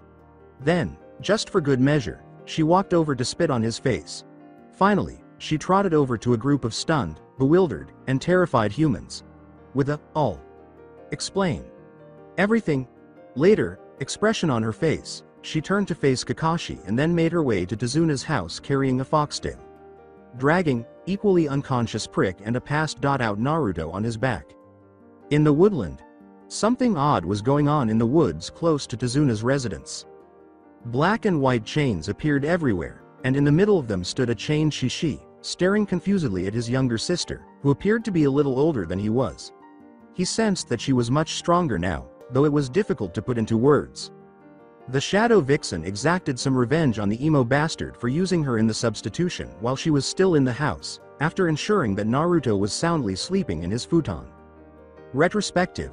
Making sure not to wake him, Akio carefully put Naruto in his futon and gave him a peck on the cheek, whispering, "Thank you," in his ear. Not forgetting to step on the body she'd accidentally left outside the door, she left the room. Fortunately, Sasuke still hadn't woken up. After dragging the emo into a different room devoid of any furniture, Akio shut the door behind her. With a loud thud, she hurled the boy into the middle of the room and reached into her shadow, focusing to form something in her hand. Before long, she is grasping a nearly 4-foot long black mallet. To ensure she wouldn't kill the Uchiha, she made sure the mallet resembled wood. She suspected that after this mission, he would be in a lot of pain. With a menacing smirk on her face, she raised the mallet and repeatedly struck Sasuke in the area where the sun never shines, about 12 times. Someone would have heard the sounds of a mallet striking a child repeatedly if they had been inside the house. Finalize flashback. Shishi looked at his sister, bewildered by what she was saying. Safeguarding the Uchiha is Naruto. The next time he saw Naruto, he was going to give him a shin kick. Then came the scene where Sasuke substituted Akio for himself using substitution. The outcome was anticipated. Naruto wondered where in the world he was when he woke up with a terrible headache. He bit into Akio's neck for the last time before going completely unconscious from the agony. He was in a panic when he realized that Akio had disappeared, but then he heard a comforting voice say, "Don't worry Naruto-kun, she's just fine. You are now her mate since the marking worked." That was not what the blonde had anticipated. "Q-chan, how come I can hear you now?" he asked aloud to Kyuubi. They were still working on it because they had never been able to accomplish that in the past. "Well, the marking process weakened the seal a little bit, which allowed me to mentally connect this seal to your thoughts. You don't have to come talk to me in your mindscape anymore. Additionally, it would be better if you spoke silently rather than aloud. You don't want people to think you're insane, do you?" Q-chan gave an explanation. "Oh wait. Are you saying that in order to communicate with you, I no longer need to enter my mind? Dude, I had a great time visiting you." Naruto groaned to himself, wishing they could talk all the time. Q-chan blushed at this comment because she had no idea Naruto enjoyed seeing her so much. "I thought maybe we could. No, he wants to be with me, but why? He is so hated because of me," she thought sadly. Q-chan, just one more thing. Marking is what you said. What do you mean by that? In demon terms, I'm not sure how you will take this, but you know, you and Akio are kind of married. Naruto's mouth fell open. Was he married? To Akio? Before they could say anything more, they heard a loud roar, like that of an enraged beast. After hurriedly gathering everything he needed, Naruto bolted out the door and down the steps. He discovered the remnants of his group at the front door, along with the Momochi and Tazuna families, who were staring toward the forest from which they had heard the roar. With a hurried, "Gotta go, bye," he bolted into the forest. He asked Q-chan, any idea what that was? As they drew nearer to the noises of the roar and the clanging of chains. It had a shishi-like sound to it. He was probably told by Akio what transpired at the bridge. When Naruto finally heard the angry noises, he saw Akio staring at something black that was constantly changing forms. It could have been a girl, a guy, or a fox at different times. The yellow eyes and the tails that protruded from its back were the only two characteristics that did not change. Even its voice remained demonic, only changing from male to female. Similar curses were announced, one so graphic that it made Naruto want to pass out. "Let me go, damn it. The damn fucker has to die. I'll show him what happens when you mess with my family. I'll burn his eyes in his sockets, then rip them out before force, feeding them down his throat." When he noticed one of the tails rip in half, he glanced a little closer and almost threw himself. The figure appeared to get stronger as more of the chains broke. After a few more minutes of Akio cursing and tightening more chains around her, Shishi eventually stopped flailing and regained his regular demeanor. Though he appeared to be a little out of control, he was still panting and his eyes were darting around as though trying to locate the Uchiha. "All right, so are you just going to let the Uchiha get away with this? Because no matter what you say, I'm going to kill him anyway. You just have to wait till I get out of here," Shishi cried out, intending to give the damn human the beating of his life. Naruto growled out, clearly wanting to kill said emo. "Hate to say it, Shishi, but if either of you hurt the Uchiha, he'll most likely go whining to the council like the damn bitch he is. However, I'm gonna make sure he gets more pain than anyone can endure." Akio grinned evilly and said, "Oh, don't worry boys. I gave him a special treatment." Shishi and Naruto felt a shiver run up their spines at that sly smile. Shishi then turned to his younger sister and asked, "You said you left the prick unconscious, right Akio? Maybe I can still maim the Uchiha before he wakes up." The other two nodded and started walking to Tazuna's house, with Naruto telling them what happened after Akio was almost killed. After a moment of silence, Shishi finally said, "Say, that's a good look for you fish cakes. You look like one of us now, sweet."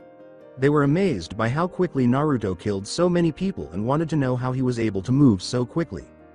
Shishi grinned almost evilly. "So how did it feel to kill so many ass holes? Nothing like the thrill of slicing people to shreds, fish cakes?" Naruto let out a sigh. "To be honest, he did get a little kick out of swinging the big sword. But the whole murdering of several dozen men didn't sit well with him. Naruto said, feeling a little queasy at the thought. While I admit that the slicing was thrilling, the fact that I killed so many men doesn't make me really happy, Shishi.san. First of all, it's now Shishi.ni.san from now on. You, my friend, are now part of the Shadow Fox family. All of us are behind you, ready to fight for you, Shishi said, throwing an arm around the boy's neck. Akio said, no we're not. Yeah I know. Just wanted to say that you're always welcome to the Demon Society should you ever need us. Now, second of all, you'll get used to the killing in time my dear friend. Besides, if you didn't kill those filthy scum, who knows what would have happened. Naruto used Akio as a stand-in until they nearly reached the bridge. Builder's home, at which point he finished breaking Sasuke's jaw. We use Yuki as a pain magnifier when we push it into humans, but mostly we use it to kill you because most of you just don't like us. It won't kill you unless pushed into you quickly, but it feels like your insides are melting like rubber. At least you did something to the Uchiha. If you actually concentrated some Yuki into your punch, maybe it would have hurt more. But you're a little less receptive to it. When he was finally done, he said, Akio and Shishi transformed into fox forms before entering the house, both making sure to keep only one tail exposed. Inside the living room, they found Sakura sitting on the couch. Since you had a small bit of it running through you since your birth, your body turns it into power instead of making it hurt like a bitch. She was actually on the couch, but she moved across the room to hug Naruto until it seemed like his spine would break.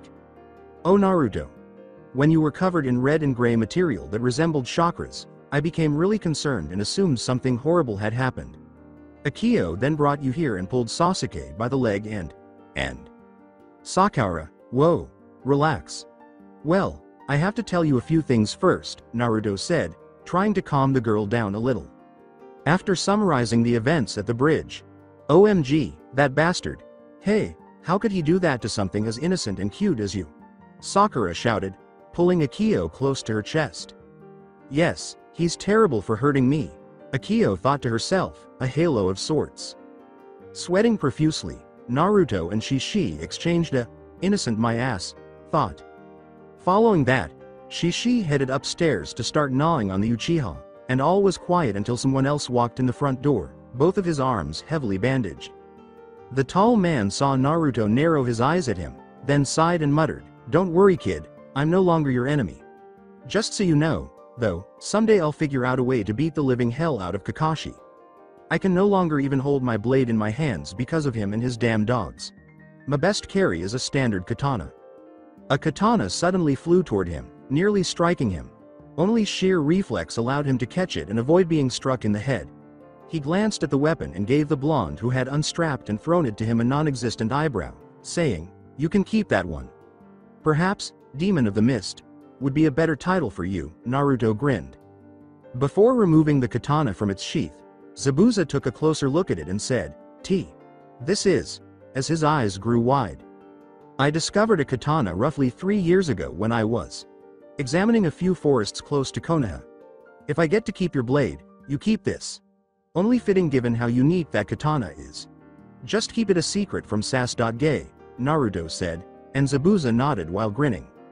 I say yes because it's enough that you're still here.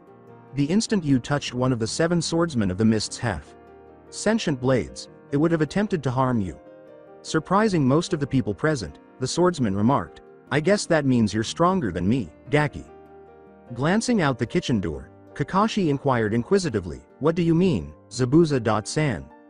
Each blade is almost alive, making sure to stay with one master at a time, Zabuza said with a sly smile as Haku descended the stairs to the rooms where Team 7 was staying.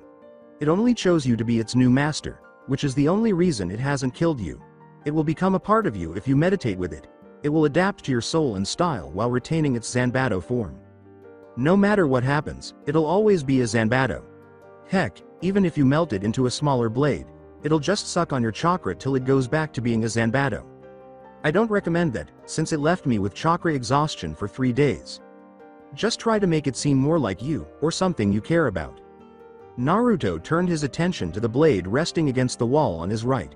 He had a vague notion of how it should appear. The villagers would probably fear him and run away from him as a result. There was a nervous chuckle on his face as a feral grin appeared.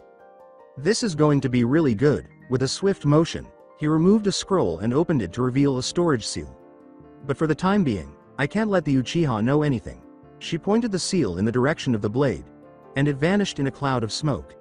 After standing up and stretching, he turned to face the others and said, "I'm going to take a walk.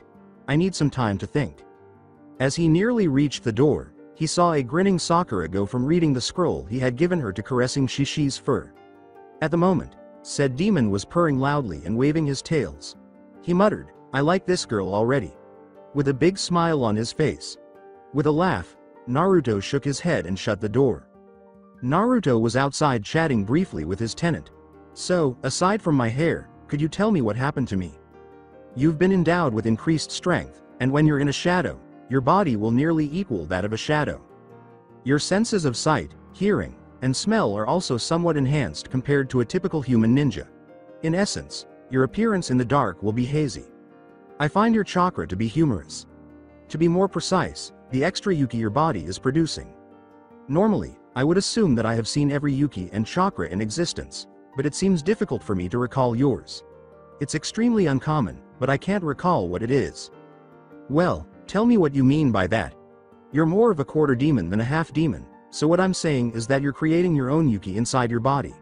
Imagine that you have your regular chakra coils, and then imagine that there's another chakra core inside your regular chakra core.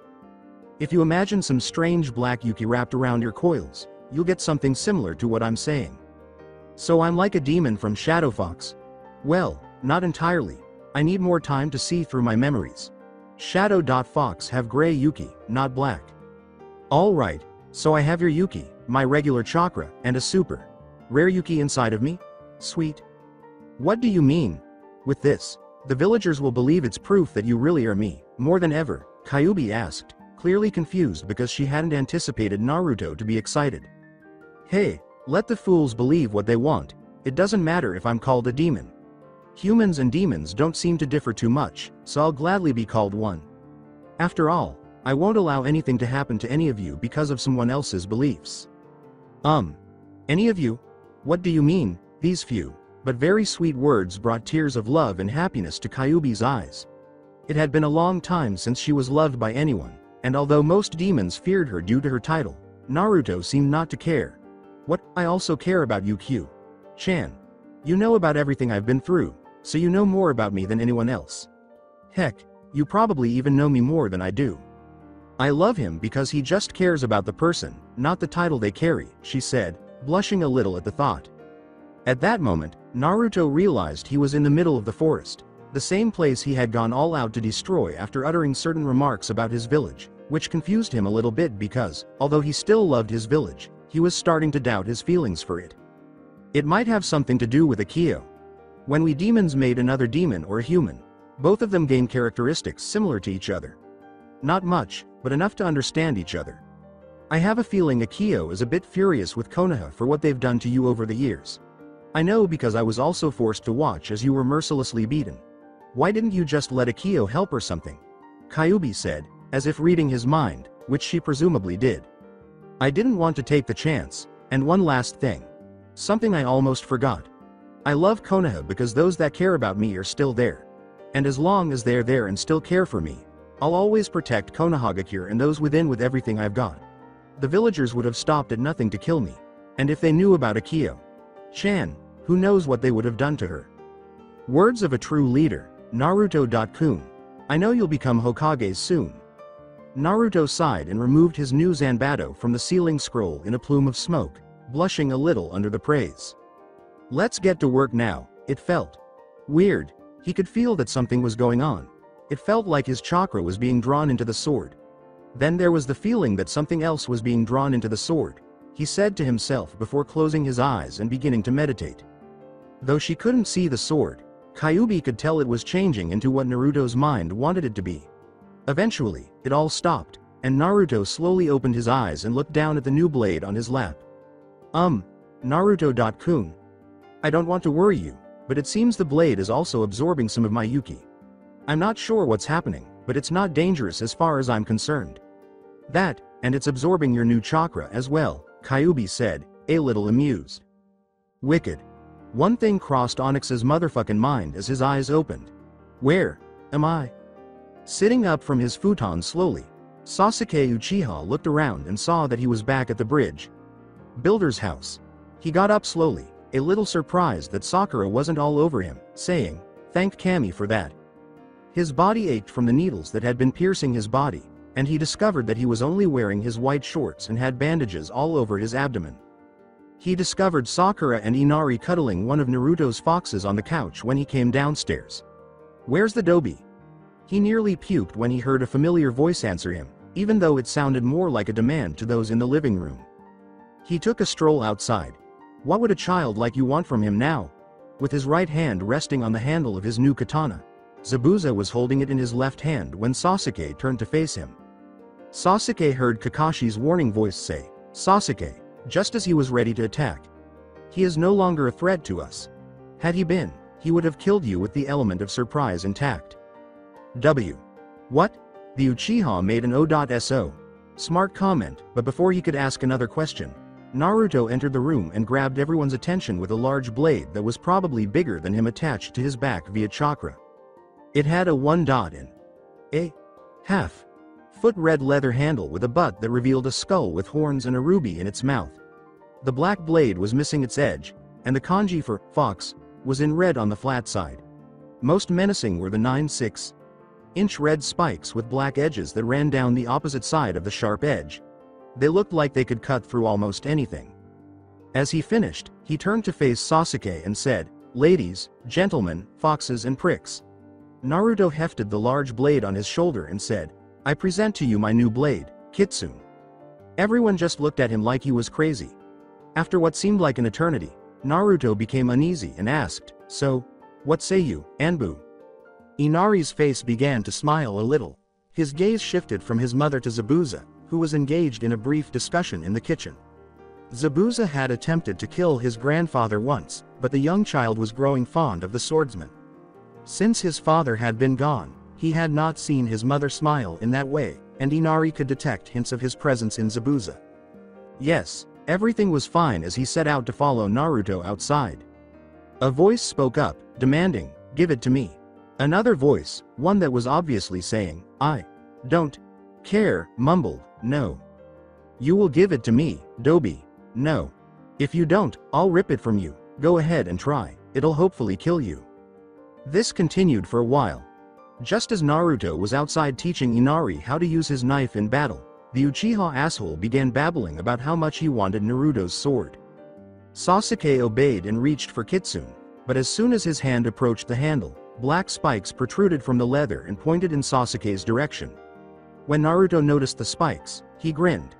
"It seems like you added that," he asked himself in his mind. Kyuubi simply crossed her arms and grinned. Sasuke was, surprisingly, astute enough to avoid touching the spikes despite being a prick. He eventually turned around and went inside the house, mumbling, "Dobi," to Naruto, who was unconcerned.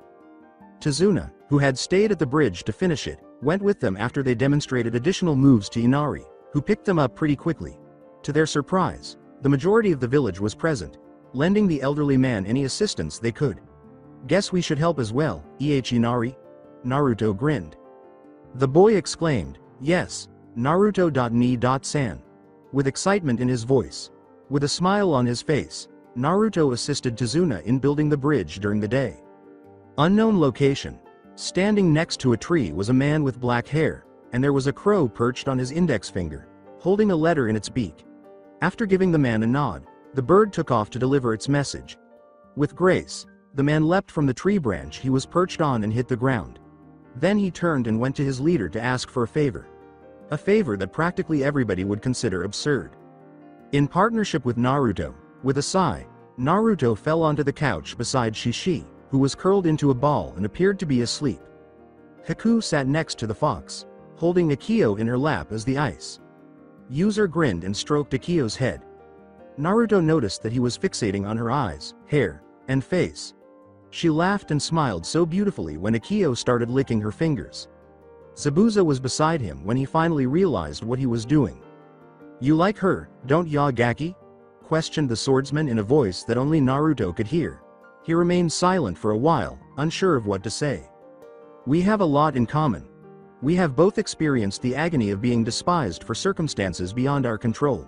Thus, I suppose I do. With a twinge of sadness and slight anger in his eyes, he spoke. Zabuza nodded, his decision made after the battle on the bridge. Naruto sighed and excused himself, seeing something on a tree before he could say anything more. When he went outside, he discovered a crow's beak with yet another issue. It was a letter with his address on it. Greetings, Naruto. I truly want to go back home, not to sound like some impatient jackass. Tell me how he is doing, please. Please get back to me as soon as you can. Regards, Crow.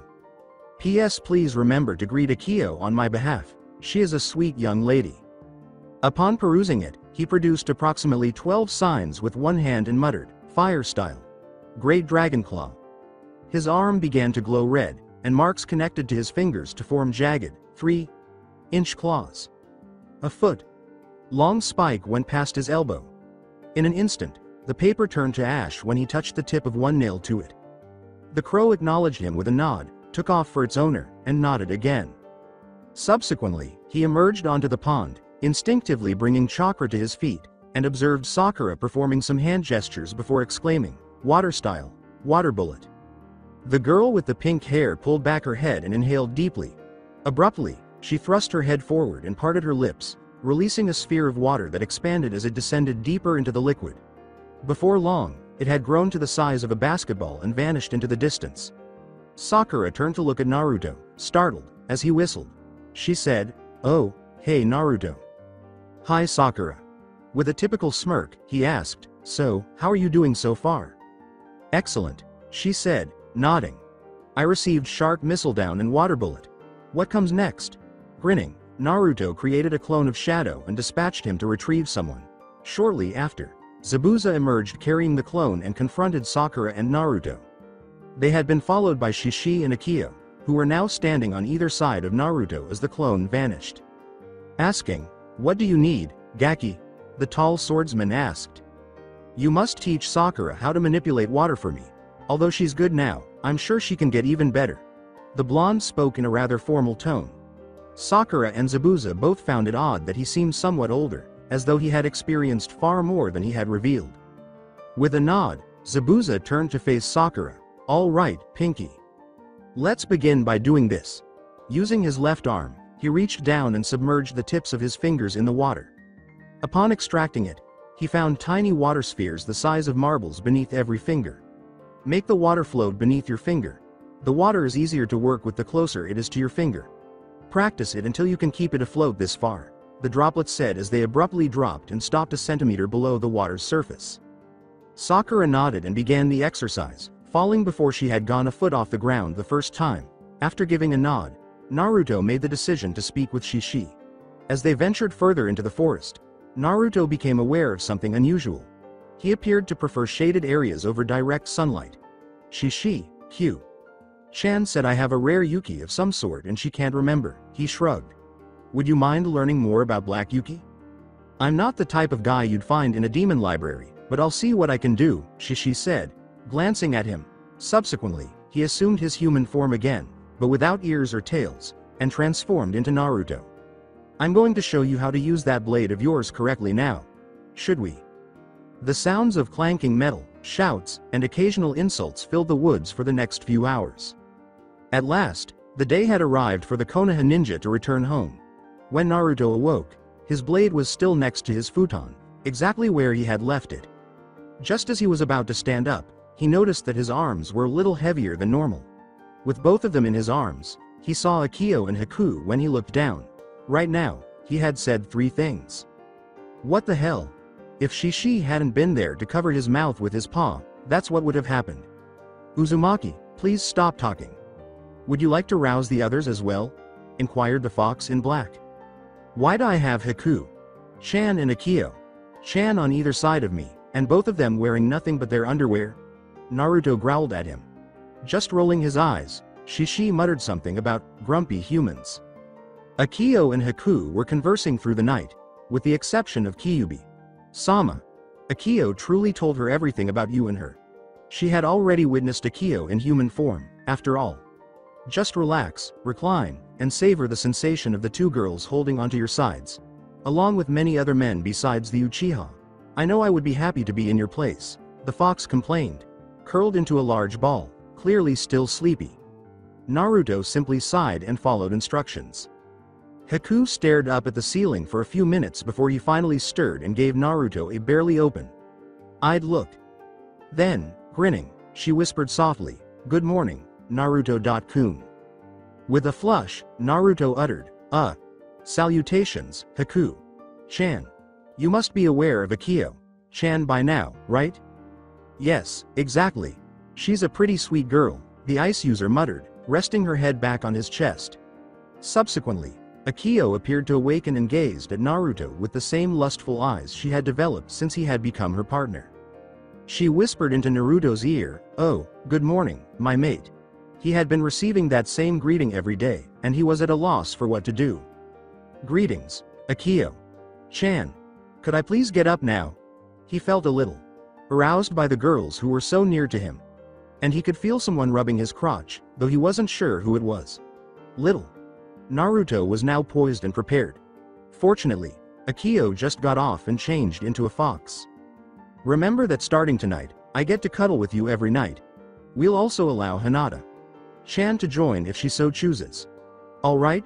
With all the innocent smile she could manage, she cocked her head to the side. That was not at all helpful to her. "Now, you didn't hurt her, did you?" Akio made fun of hurt. "Naruto-kun. How can you think I would ever do something like that?" With a raised eyebrow and a, "You're kidding, right?" expression, she responded. She gave a small chuckle and turned to leave the room, closing the door behind her as if it weren't there. With a sigh, Naruto eased himself away from the still drowsing Haku. He put on his clothes, laid his sword across his back, and went downstairs. More often than not, he'd noticed Zabuza hanging out with Tsunami lately. Another thing he noticed as he walked outside with a smug expression. It seemed that he preferred being outside to being inside. Unexpectedly, a black and green portal materialized next to him, and Shishi started talking. "I believe I learned a little bit about that black Yuki you own. All of the elements are involved, but on a much larger scale. The most information I can find says that the Yuki is as powerful as a Kyuubi and was long believed to be extinct." Naruto let out a loud whistle. That was not what he expected from his Yuki. "So, I'm probably as strong as Q-chan?" "Possibly. I'm not quite sure, but before I respond to you, I need to make one more check." After saying that, Shishi headed into the forest to go hunting. Sighing, Naruto took a seat in a clearing. Then he started concentrating more on his kitsune katas. He called forth several dozen shadow clones and gave them the command to assault him. With their kitsunes in hand, they prepared to launch an assault. Waiting for the original to take action, all of the Narutos stood there. The real one moved forward and made a barrage of swings that very few of the clones were able to avoid or block, as if something had gone off. Two came at him at once, intent on hitting his back. He blocked both attacks with a sudden move, bringing his sword over his shoulder and laying it flat on his back. 3 clones were dealt with by his sword's butt or blade in a swift spin. 2 more attacked at once, most likely with the intention of chopping off his head. After ducking and stabbing one in the stomach, he twisted and gave the other a back of the head punch. Then he leapt back and discovered that at least 14 remained. They all started making hand signals at once after that. As 14 clones yelled, "Wind style! Great breakthrough!" The original's eyes widened. A burst of 14 wind gusts bore down on Naruto, preparing to destroy him. A knotting sensation in his stomach caused Naruto to automatically will himself away from danger. He vanished in a flash of red and resurfaced above the bewildered clones. With a sly grin, he descended and performed a series of teleportations, eliminating all of the clones in a matter of seconds. He grinned, thinking to himself, "I'm starting to get better at this. Better return before they become overly anxious." At the bridge, Team 7 and the Momochi family were gathered, with Zabuza and Haku engaged in a private discussion and the Konoha.nin bidding farewell to the village. "It's okay, Inari," Naruto said with a smile. "When you're joyful, you can cry." Inari was having a terrible time controlling her tears. I want to stop crying. You cry too. Naruto.ni. S.San, the young boy exclaimed. Naruto simply grinned and shook his head. "Okay then, new orders," puzzled. Inari glanced up at him. Until I return here next time, please look after this place. You get it? Yes, indeed. I'm not going to fail you, Inari nodded, his smile almost certainly causing his cheeks to splinter. The boys grinned broadly at one another, and Haku approached Naruto while wearing a dejected expression. All right, so. With her head hung a little, she said, see you later, Naruto-kun. Suddenly interested in the floor, Naruto was at a loss for words. He scratched the back of his head and said, so, where are you and Zabuza going? Well, he claimed that the knife you gave him was extremely strong. It was stolen a while back, but it was supposed to be one of the swords from Mist. That explains why 1 is missing and 7 are from Mist. Well, the one you gave him, basically. We're returning to Mist in order to eliminate the Mizukage. Big thing. He reached out to shake her hand and said, anyway, hope I get to see you soon, Haku. She gave it a brief glance before swiftly bending down to give him a quick peck on the cheek, which caused him to flush a little. She made her way back to Zabuza, who was now talking to Tsunami. She nodded, but her expression was troubled and worried. So what will we call the bridge? 2.san? Tsunami asked her father as the Konoha and Nins separated from the bridge. After giving it some thought, the elderly man asked Inari, the Great Naruto Bridge. As the Nin went their separate ways, the villagers all agreed. After they started tree hopping, it was much quicker to get to Konoha. They arrived at their house in a third of the time it took to get to Hai no Kuni. After getting past the guards and giving them the information, they proceeded in the direction of the Hokage Tower. Shishi could see the hateful looks that Naruto was receiving as they approached that location. While Shishi transformed into a belt, Akio went back to being small and on Naruto's head in order to cause the blonde less trouble. It was fortunate that Sakura and Sasuke believed the tale of Shishi returning to the wild. Shishi abruptly zipped into the shadows of an alley and transformed into a human as they got closer to the tower. He gave Naruto a wave before vanishing into the throng of bystanders. Ni-san better not do anything rash, or they will beat him an inch from his life, murmured Akio. With a simple shrug, Naruto went into the lobby. The secretary gave them a small glare, and they went into the Hokage's office. With his customary air of boredom, Kakashi said, Team 7 here, mission accomplished. Team 7 was about to depart after a few papers were cleared when Naruto interrupted, saying, Gigi, I need to talk to you. The old Hokage sensed from something in Naruto's voice that he was going to get a headache soon. After describing his background, his encounter with Kyuubi, and the events at the bridge. Let me clarify this now. You paired with the demon Akio and rescued her after Sasuke's intended attack left her impaled in the chest. Furthermore, you have become attached to the Kyuubi, a female demon, and now Shishi, another demon, is roaming the village doing who knows what. And to cap it all off, would you mind saying that last bit again? Well, according to Q-chan, I was once a tenth of a demon, but every day I'm gradually becoming more and more like one. That was about a week ago. I'll be almost unstoppable and Han you soon, the lone boy there deadpanned. Raising his hands over his temples, Sarutobi muttered, I'm getting too old for this shit. Naruto simply shrugged and carried on. Gigi, one more thing. I'm not sure what happened at the bridge, but something did. I continued to appear in red flashes, based on what Sakura and Kakashi told me. The elderly Hokage became aware of this. It is not possible. Minato warned that it might not work, but it appears to have. The elderly Hokage got to his feet and moved over to the Yondaime Hokage's portrait. He shifted it so that a seal was visible beneath the image. A puff of smoke signaled the activation of the seal, which made a box appear. He handed Naruto the box, then walked around his desk and opened the drawers. At last, he produced a key and handed it to Naruto as well. The key is to open the estate your father left behind for you, and in that box are letters from your mother and father. Naruto opened the box and peered inside almost immediately.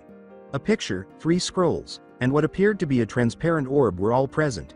He pulled out the photo, which showed a man who resembled him but without the whisker lines holding a stunning redhead.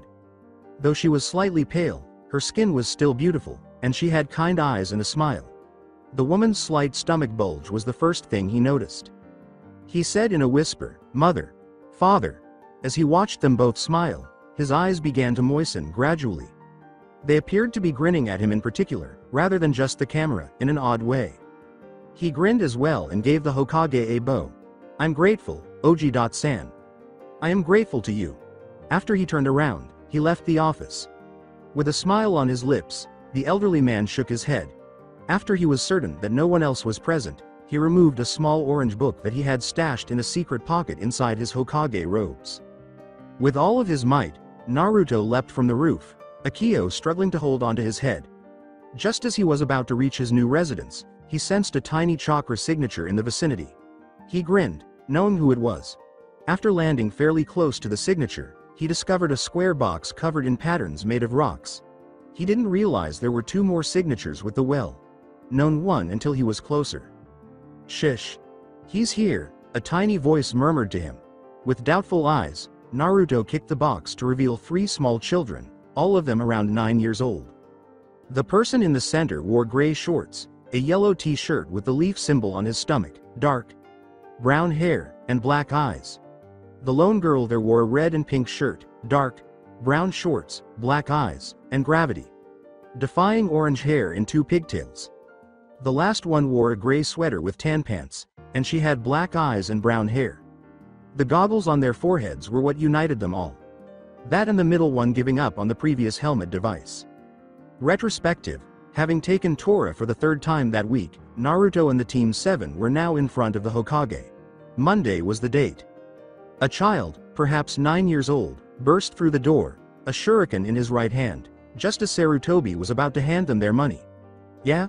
I'm going to beat you and claim the title of Hokage," exclaimed the young child. Regretfully, he hit the floor with his face first. When Naruto looked, he saw that he had fallen on a way to nothing. The child abruptly stood up and looked around. He pointed accusingly at Naruto, who just so happened to be the person closest to him. "You're there, did you not troll me?" "Not at all. On the air, you fell." Naruto spoke, his laughter clearly audible. The child was about to say something when Naruto snatched up his pay and dashed towards the door. At that moment, a man wearing spectacles and a bandana around his head opened the door. When Naruto leapt over him, the man ducked. The little child ran between his legs and chased the blonde boy before he could stand up straight again. Near a hot spring, Naruto paused and laughed some more, leaning against the wall as Akio laughed along with him. At that moment, he felt a tug on his pants. He looked down to see the small child. "Are you afraid of me?"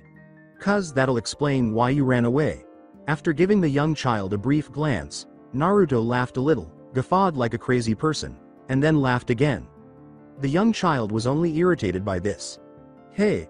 Are you aware of who I am? I am Konohamaru Sarutobi, the grandson of the elderly man." Naruto suddenly gave him a slap on the back of the head while he was still laughing. "I don't mind if he were your grandmother, kid. The point is, since the old man considers me to be one of his grandchildren, you and I are practically adopted brothers. In any case, this is Uzumaki Naruto. Akio is this little one right here." Even though Akio appeared offended by the term little, she still yipped at Konohamaru. Konohamaru didn't realize until now that there was a small fox next to Naruto. The boy then turned to face Naruto once more, most likely to ask him a question, but just then the previous guy materialized and moved to block Konohamaru. "Respected grandchild, please, you have to follow me back and avoid interacting with him. Come, if you follow me, you can succeed in becoming Hokage quickly." Naruto was behind him and had already knocked him out before he could say anything more. His remarks about the shortcut to Hokage particularly gave the impression that he was not at all happy that the Jonin was here. "Take the quick route to my ass. This fool has no idea what the hell he's talking about." Naruto put his hands in his pockets and turned to walk away, only to discover Konohamaru in the way. He looked back and forth where the child had been. He thought, wow, this kid can move quickly when he wants to. He inquired, "Can you train me?" Naruto studied him for a long time, trying to make up his mind. He didn't exactly seem like the kind of child who would expect everything to be handed to them in a perfect manner, unlike some conceited adult. However, he wasn't sure if he wanted an apprentice at that particular time. "I don't see why I can't show you a few things," he shrugged. "Just remember that you're not a big shot because I'm making you stronger." "Hi. The fact that the village treats me like a prince is not my fault. Nobody even knows anything about me. They just know me as the honorable grandson." The young child was raped. Naruto smirked after glancing at him. I guess I'll look after you. I mean, I'm going to be Hokage eventually. What kind of Hokage would I be if I ignored the children? Hi. There's no way you will be Hokage because I will be. Alright, how about a competition? Gaki, we'll see who ends up as Hokage. Naruto had already vanished via shadow. Shunshin before Konohamaru had a chance to retaliate. Finalize flashback, and there he was, along with his two companions, his little rival. So, what are you people doing? Do you require anything? At that moment, the children presented themselves, stating their names and striking various poses while forming the Konohamaru core. Nobody anticipated Naruto to respond with a deadpan, cute. He just said that, sounding like he was doing his best not to make fun of them. Following their introductions as Moegi and Udon, Konohamaru made the decision to ask Naruto the questions he had been meaning to ask since returning from the village. Hey, manager. Do you want to now play ninja with us? Remember what you said you would do? Naruto's gaze lowered to the box he was holding.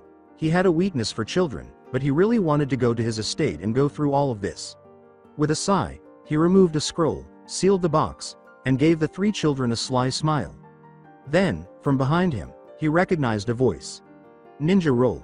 Playing? Do you not believe that Naruto is too old for you? When they turned around, they saw it was Sakura approaching him, her comment being more teasing than hurtful.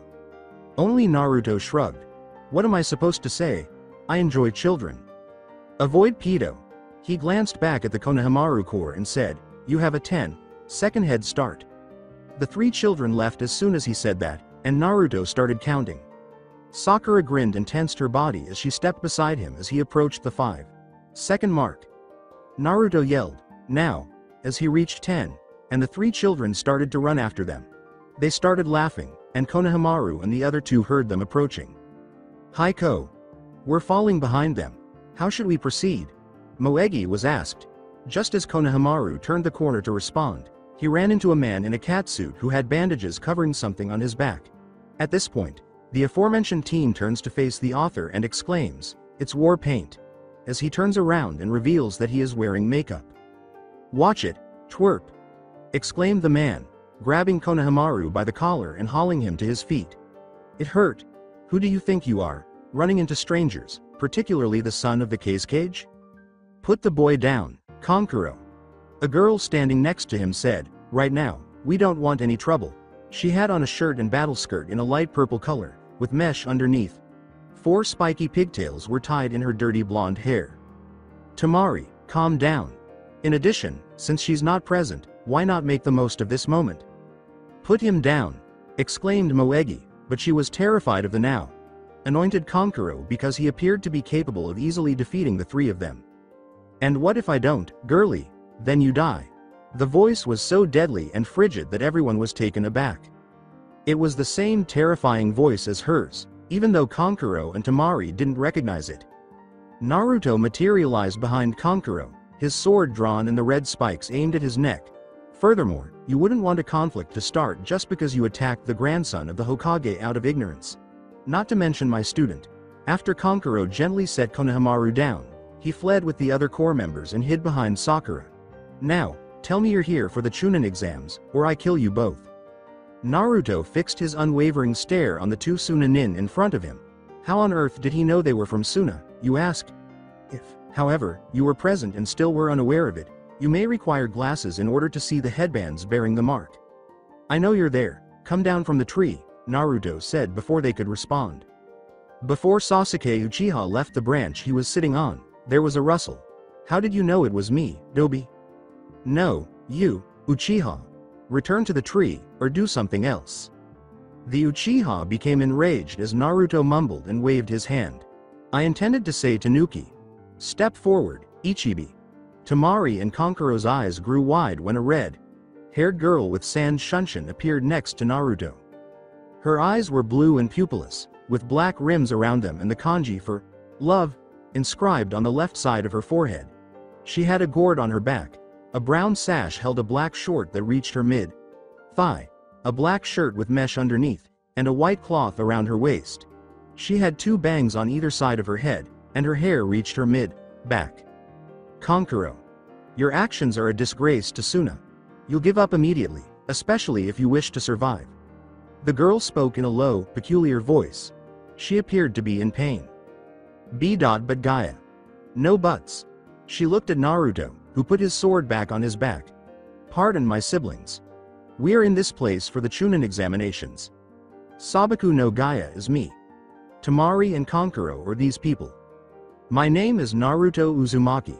Sakura Haruno is the girl, and the Konohamaru core kids are behind me. Sasuke is the guy wearing the duck ass on his head. It's good to meet you. You addressed me as Ichibi. Who are you? Naruto merely raised both hands and extended 9 fingers. Though Gaia's eyes grew a little wide, she nodded and muttered, I see.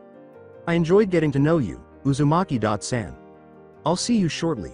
Tamari, Kankuro. We're heading out. The trio made of sand departed at that point, but not before Naruto muttered, see ya soon. Gaia. Naruto turned to face Sakura and the children, who were gradually gaining consciousness. Well, are we gonna continue the game or not? The 3 children, grinning, took off running as soon as he said that. Sakura glanced in the direction of the Sunanin, then another smile appeared on her lips as she followed Naruto after the children. Sasuke simply gave Naruto a glare as he turned to retreat before stomping toward his residence. None of them observed Akio linger behind and start to inhale. As she started to run in the direction of a specific location in Konoha, she worriedly said, that better not be the place I think it is. 3 nin dogs materialized and ran beside her as she was halfway there. Alright, Akio-san. How is Alpha doing? Inquired one of them. They observed that she appeared stronger and bigger. Akio gave them a confused look with a smirk. Cindermaru, Ashimaru. I don't know if that's their names, but it's from Arislakermich's. Nilf. Perverse content. I have all of you guys good news. Talk all you want about the new Uzumaki Naruto. Naruto.kun no longer needs to be the alpha unknown. He gained a lot of strength, so he is now capable of facing the opposition, she said with a proud tone. Are you certain? You mentioned that Naruto.san wasn't ready, I believe, says one of them. Naruto possessed strength, but how much strength could one person acquire in a single mission? Yes. That in and of itself is an accomplishment. He can compete against my own brother in a close match. Since we Shadow Foxes aren't meant for combat, we utilize our abilities to divert attention. In the history of Shadow.Fox, she is the only one who is skilled in combat as opposed to merely deceit, she said. When she finally arrived at her destination, she saw children heading into a store to purchase candy. It was none other than Shishi who stood across the street, his smug smile revealing his teeth and dull yellow eyes. He appeared to be a small child who was going to steal something. And knowing Shishi, he was going to do just that. The demon was about to advance when he heard a familiar bark cry out, restrain him, and was struck by 3 furry figures. The fact that he was in an alleyway saved the other villagers from wondering why 3 nin dogs were tackling a blonde teenager. When he looked down, he saw that Akio was sitting on his chest, 2 dogs were holding his arms while the other was holding his legs. Hello, Nei. Chan. Su. Nice day, right? He inquired, making an effort to sound knowledgeable. Or somewhat naive, at the absolute least. Shishi. Stop with the garbage. I'm not going to give you any of that stuff, even though I know you wanted it. The fox perched atop his chest and spoke. He simply chuckled tensely before vanishing into a pool of shadows. His voice said, "You'll never take me alive," to them. The echo made him sound like he was in a cave. With a sigh, Akio thanked the 3 nin dogs and then did her brother's gesture again. With a simple shrug, the 3 dogs started telling all the other dogs on the street about the news. The real alpha was claiming what was rightfully his. Hearing 2 of the Inuzuka dogs talk, Naruto laughed. Have you heard? The alpha title is being taken by Naruto. Sama, fantastic. Yes. The child was already fairly strong, but he has gained nearly 3 times his strength. I wonder whether any of the women from Inuzuka will be interested in joining his pack. Naruto decided he had had enough and vanished through the Shunshin, emerging in front of his family's compound. I'm not the best at explaining things, so picture it as a pretty badass place with 2 hot springs, spacious rooms, a dojo, lots of red flames on white walls, and a cozy vibe.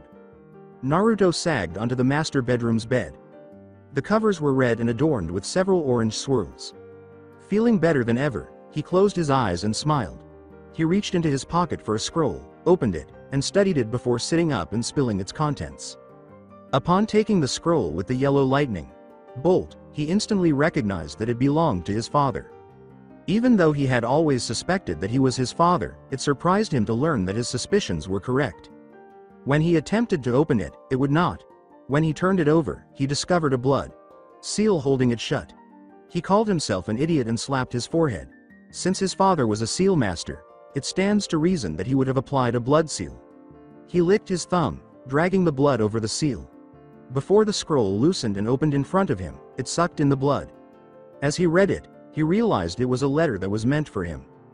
Greetings, Naruto, my son, my boy. I apologize deeply for having to do this, but the Kyuubi is advancing on Konoha as I write this letter. I apologize, but I am forced to seal the demon within of you. Though hopefully the village will recognize you for the true hero that you are, I understand if you hate me forever. Furthermore, until you are about 13, I will apply a seal to your back that will absorb the chakra of the Kyuubi. Here's the good news. You are supposed to receive this seal either way. I am presenting the Hiraishin, SP, to you. Though it helps if your adversary is hidden, you won't need a seal for this one. Chakra should be sent to the small of your back, then your body should move ahead. You can travel to any desired location with that. I apologize. This is the first and last gift I will be able to give. I hope you grow up to be one of the greatest shinobi of all time, if you're anything like your mother and me. The only thing I regret is not being able to watch you grow up to be the world's most amazing man. I adore you, Dad, Minato Namikaze, Konoha's yellow flash. The letter made Naruto smile, causing his eyes to water. Dad, I will never hate you. You bestowed upon me a loving companion. I also adore her. He was a little relieved to hear Kyuubi breathing lightly, which indicated that she was asleep. With a sigh, he unfolded the second scroll featuring a crimson swirl. He read it after opening it. Greetings, Naruto-kun, how are you doing, sweetheart? Hope all is well with you. You do look a lot like Minato-kun, he said. I feel my strength already ebbing away. It was definitely quite the struggle to get you out. The doctors predict that my blood loss and exhaustion will prevent me from living through the night. I'm still attempting to stay awake. My apologies for not being there for you. I have been looking forward to raising and training you with your father. You were taken by Minato-kun, who assured me that everything would be fine, but I could see the sorrow in his eyes. I'm certain I won't make it. We love you and ask that you please know that you make us proud. Even before you were born, we loved you. I'm giving you the one thing that has always supported me, not just in fights but also with your father in the seal below. Use it carefully, and look after my child. Kushina Uzumaki, Namikaze, Red Reaper, and your mother, all of us. Naruto noticed small smudges and a blood seal at the bottom of the note, which suggested his mother had been crying when she wrote it. He read both notes again and committed them to memory, causing his own tears to stream down his cheeks. He bit his thumb, causing it to glow a faint red when he pressed it against the seal. A puff of smoke revealed something on Naruto's hand. His eyes grew wide as he raised his head.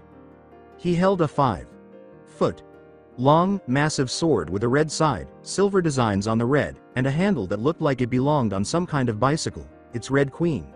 Impressed by the power he sensed, he increased the speed a little. With a sly smile, he slung it over his left shoulder and headed out, determined to finish his training. That is, until Shishi burst through the door in his human form, appearing to be happy doing whatever it was that he did. Shortly afterward, a panting Akio, in her human form as well, staggered inside and gave her brother a fierce look. She gasped and said, "No way. Am I gonna let you get any of that crap?" Naruto questioned, what was he trying to get? When Akio whispered in Naruto's ear, the latter's eyes grew wide. Whoa. That does seem risky. Akio did nothing more than nod and glance over at the bed, where she saw that Shishi had transformed into a 5-year-old and was fast asleep, sucking his thumb. It's strange how he's disgusting 1 minute, then cute the next. After giving a simple nod, Naruto left Akio waiting with her brother.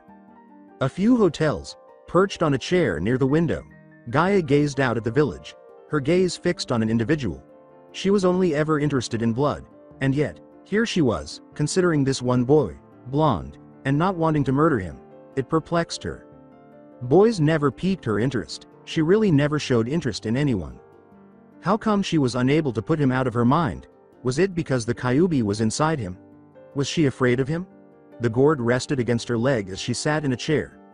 Mother appeared to be a little quieter, but she was still hankering after Naruto's blood. As Tamari entered the room, she saw that Gaia appeared preoccupied. Had she not spent years living with Gaia, she probably would have asked what was wrong, but she should never ask unless she truly wants you to know. Tamari, uttered the redhead. She even wanted to talk, which surprised Tamari a little. What does it mean? When you think of someone, yet you don't wish to kill him. So that's it for today. I hope you guys enjoyed it. Don't forget to like, share and subscribe to the channel for more awesome stories like this. Thank you. See you all in my next video.